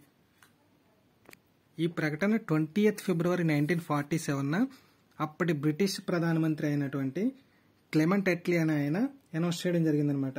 ఏమని అనౌన్స్ చేశాడంటే 30th జూన్ 1948న బ్రిటిష్ రూల్ కంప్లీట్గా ఎండ్ అవుతుంది ఇండియాలో అని. ఓకే, ఈ టైంలో ముస్లిం లీగ్ ఏం చేసిందంటే మాకు సెపరేట్ ముస్లిం కంట్రీ కావాలని చెప్పి దేశ విభజన కోసం పోరాటం మొదలెట్టింది. వీళ్ళ ప్రొటెస్టుల తర్వాత బ్రిటిష్ ప్రభుత్వం 3rd జూన్ 1947 ఒక ప్రకటన చేసిందనమాట. ఆ ప్రకటన సారాంశం ఏంటంటే రాజ్యాంగాన్ని అంగీకరించిన ప్రాంతాలకు ఆ రాజ్యాంగం అనేది వర్తించదు అని. ఓకే, దీని తర్వాత మౌంట్ బ్యాటన్ అనే ఆయన ఒక ప్లాన్ అనౌన్స్ చేశాడు. ఈ మౌంట్ బ్యాటన్ ఎవరంటే అప్పటి భారత వైస్రాయ్. ఓకే, ఆ భారత వైస్రాయ్ అయిన మౌంట్ బ్యాటన్ ఒక ప్లాన్ అనౌన్స్ చేశాడు. ఈ ప్లాన్ ఏంటంటే దేశాన్ని ఎలా విభజించాలి అని. ఈ ప్లాన్ ని కాంగ్రెస్ నెక్స్ట్ ముస్లిం లీగ్ 2 కూడా అప్రూవ్ చేయడం జరిగింది. సో దీన్ని బేస్ చేసుకుని భారత స్వాతంత్ర చట్టం 1947ని ఆమోదించడం జరిగిందనమాట. సో ఆ చట్టం ద్వారా 15 ఆగస్టు 1947 నుంచి భారత స్వతంత్ర సార్వభౌమాధికార రాజ్యంగా గుర్తించబడింది. నెక్స్ట్ దీన్ని బేస్ చేసుకుని భారత్ 2 స్వతంత్ర డొమినియన్స్ లేదంటే స్వతంత్ర ప్రాంతాలుగా డివైడ్ అయిపోతుంది అనమాట, ఇండియా పాకిస్తాన్ కింద. అదేవిధంగా వైస్రాయ్ పదవిని రద్దు చేయడం జరిగింది. దాని ప్లేస్లో గవర్నర్ జనరల్ అనే పదవిని పెట్టడం జరిగింది. అంటే ఇక్కడ బ్రిటిష్ గవర్నమెంట్ యొక్క రిప్రజెంటేషన్ ని కంప్లీట్ గా వీళ్ళు రద్దు చేసుకోవడం జరిగింది.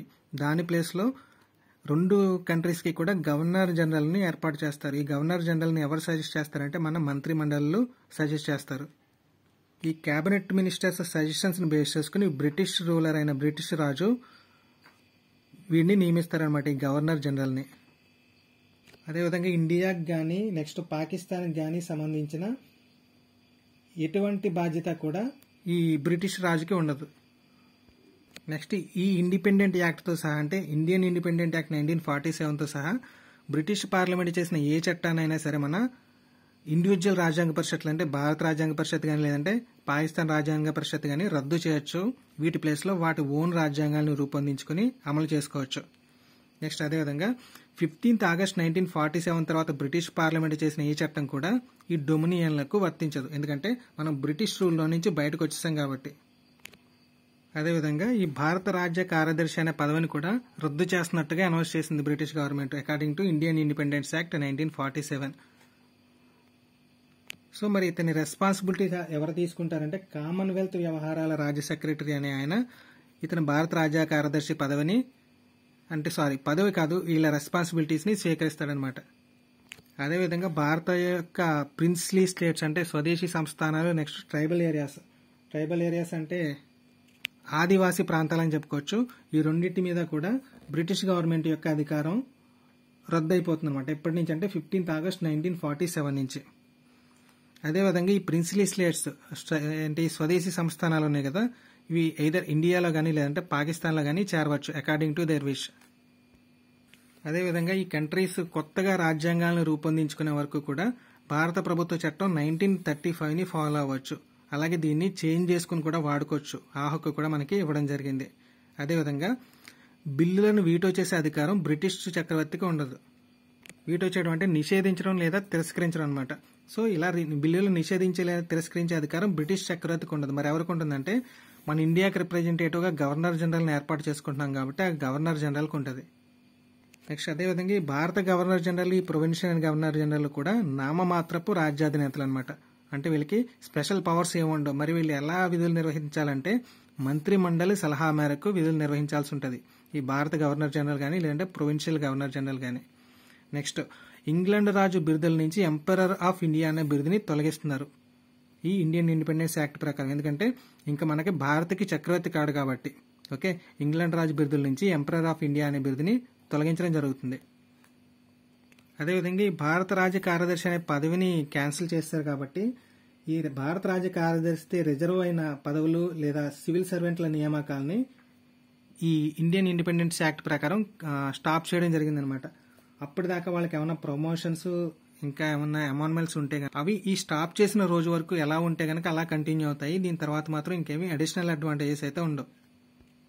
సో ఈ చట్టాన్ని బేస్ చేసుకుని ఆగస్ట్ 15, 1947 మిడ్ నైట్ మొత్తం ఇండియా పాకిస్తాన్ రెండు డొమినియన్స్ కి కూడా అధికార బదిలీ అనేది జరిగిపోయింది.